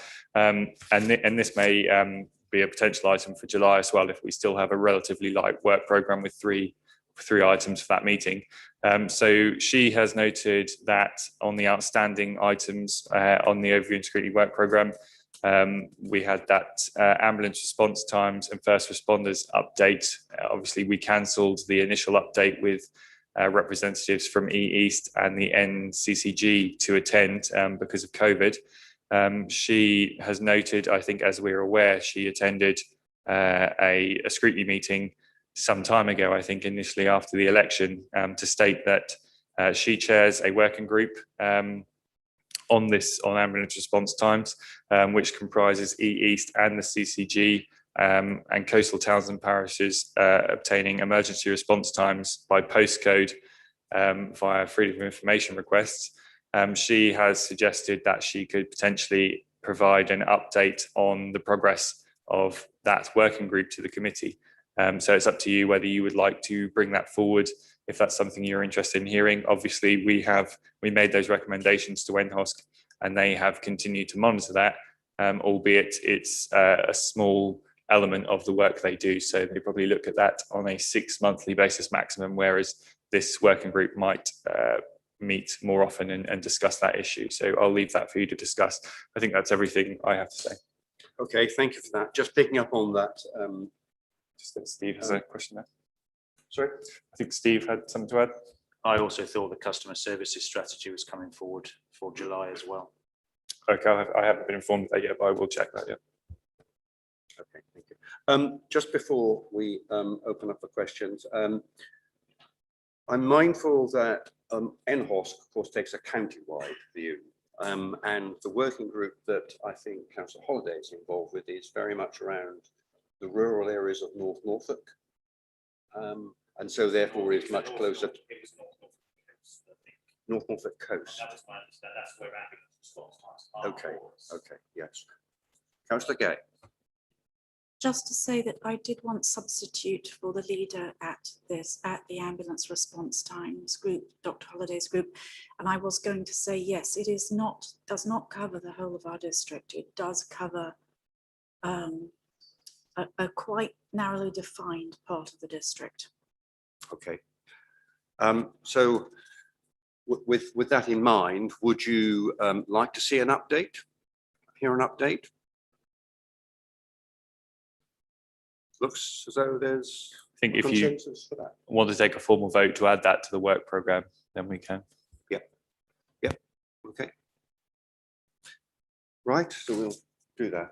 Yeah, if you have a proposer and a seconder, then you can vote on adding that update to the work Okay, programme. I have a proposer, Councillor Howson, Councillor Varley, second. All in favour, please. That looks unanimous to me. Thank you. Right. So that completes those items. Now, I'm mindful that there was one other item that I wanted just to carry over, and that really was, sorry. By all means, yes. Just to say, there are 2 days of public consultation in North Walsham this week about the Heritage Action Zone. So I think a July update would be excellent. And could I just bring you back to the point I made about the minutes, that the Enforcement Board update, could you just double check that, Matt, that recommendation to consider extra resourcing? Because I did speak to the portfolio holder for planning and enforcement, and he said that that recommendation hadn't been made at the June cabinet on the 7th of June. So could we just check? If that wasn't made, would it then go to July? Yeah, I'll happily chase that up, and I'll let the committee know the outcome of that. Yeah. So just before we close, I'm just mindful that the setup that we have at the moment, and this point was really made twice over this morning, both for Councillor Fitch-Tiller and Councillor Holliday, whereby they clearly would have wanted to contribute to this meeting in some meaningful way, probably more meaningfully than they could by writing questions in. But we're not able to do that, and we're not able to do that via Zoom. It does seem rather strange to me that we've got officers that join us via Zoom, and yet members are not. And now I see that as a disenfranchisement of members. So if you don't qualify for a seat in this chamber by whatever means, then members are not being able to participate in overview and scrutiny. That doesn't seem to be very inclusive to me. Yeah. So just to respond to that, in terms of the position where we are at the moment, obviously the legislation changed. I can't remember the exact date, 7th of May. Yeah, and as yet, there is no kind of formal legislation for hybrid meetings. The position we're working from at the moment is the legal opinion given by our monitoring officer, in that the current legislation suggests that all active participants or members participating must attend in person. And I think it took some persuasion to have officers at least attending remotely, because we have limited space on that. I know other councils have done it differently due to differing legal opinions. If you would like to make any recommendation to the monitoring officer in that respect, then it's of the committee's freedom to do that. Steve, I don't know if you want to add anything on that. Well, I understood that we were supporting the principle of the lawyers in local government representation to government, and there is a consultation ongoing, which I think closes this week, which I have discussed with Emma, who is on the call. Physically, we couldn't have accommodated anybody else in this chamber this morning because Councillor Nigel Lloyd was present, and it's my understanding that the social distancing requirements are at 16 as a capacity in this building, in this space. This is a personal liability I have in terms of health and safety responsibility, and I'm not prepared to exceed that number on those grounds. So I don't think, the point is well made, but we are operating, as I understand it, in accordance with the law and advice at the present time. And obviously, due to the extension of the roadmap, there is continued advice that where people are able to do so, people should continue to work from home. And we have adopted a new way of working policy, which has been through Joint Staff Consultative Committee recently and is informing our engagement with our workforce in terms of their phased return to work and any arrangements which the authority will adopt in the longer term around flexible working in order to meet the safe working conditions that exist at the present time. Councillor Gay. I'd just like to say, I'd like to be tiresome here and say that this really is an Alice in Wonderland world, because anyone who has Zoom meetings, for example, this afternoon, say you had a Zoom meeting at 12 o'clock or a Zoom meeting at 1:30 or 2, you would find yourself having to stay in this building to do your Zoom meetings because you had been here this morning, whereas officers involved would be at home doing their meetings. So this is a rather Alice in Wonderland situation, Chairman. Thank you. Yes, I think you're right. I just am very concerned, though, that members are not able to participate and engage and contribute to the discussions that we have. And it does seem to me to be a rather perverse disparity here, that we take contributions from officers who undoubtedly influence what we consider and the decisions that we ultimately make. And that's open to members as well, or should be. And I just wonder whether that interpretation about participating members, so I take the point that everyone on this committee needs to be in this council chamber to meet the legal requirements of decision making with regard to this committee.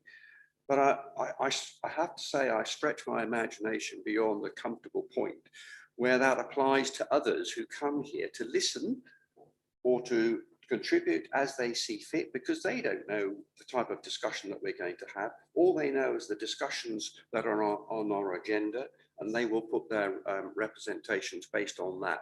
But they cannot contribute to the debate as it evolves. And that seems to me to be a major impediment in that interpretation. So I do believe that I can seek further advice on that interpretation. I do think two members discussed this morning there is a difference in their position.